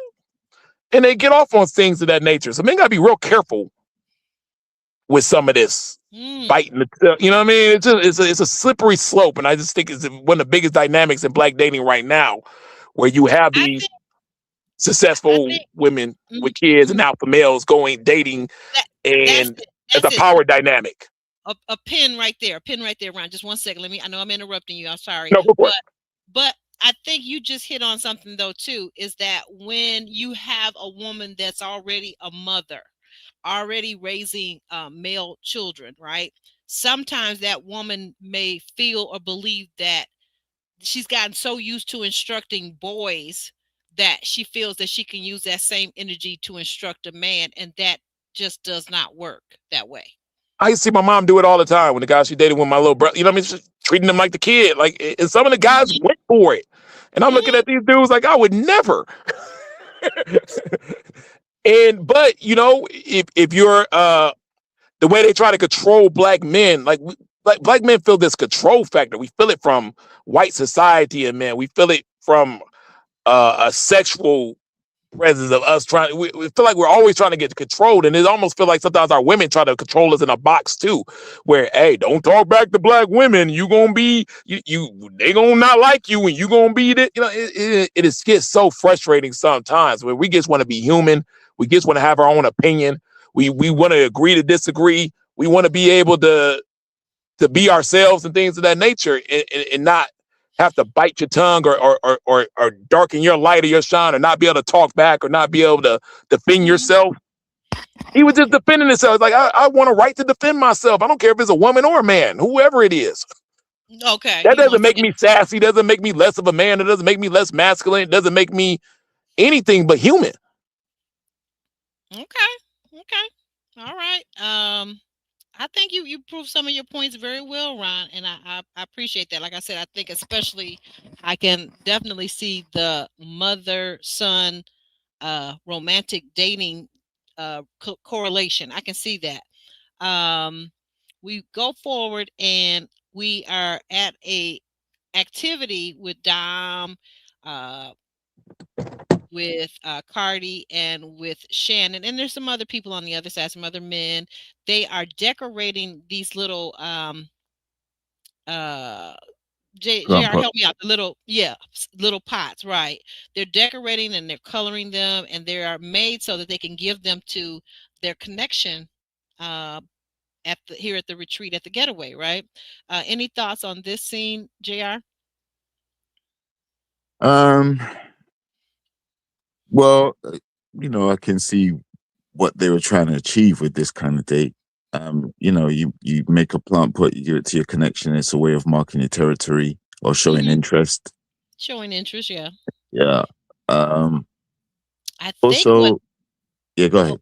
oh, yeah, I'm sorry. I think though too, the other part of it, to your point, is that it's also a setup because once they see who gives the pot to whom, then the other connections of that person can kind of come behind and say, "Oh," or it's like you said, it's kind of a physical marker, if you will. Yes, Hmm. exactly.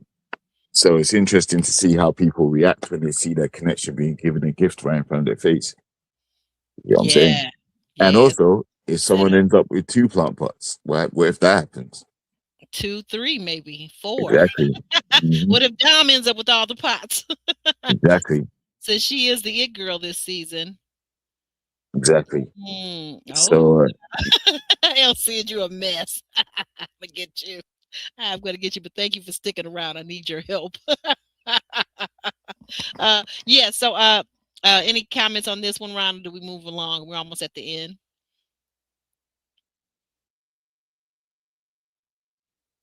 Ron's disappeared. Okay. Ron had to go. Ron had to go. Okay, so we're gonna move on then. That settles that question. Okay, so Darius decides to make a seafood breakfast for the whole crew the next morning. And here they are all sitting at the table together toasting. It looks like maybe they've got a little what do you call that when you mix orange juice and champagne? A mimosa. Mimosa. So they're having maybe a mimosa, or maybe it's just orange juice. Who knows? Everybody doesn't have to have alcohol, right? And then the question goes around who slept with whom?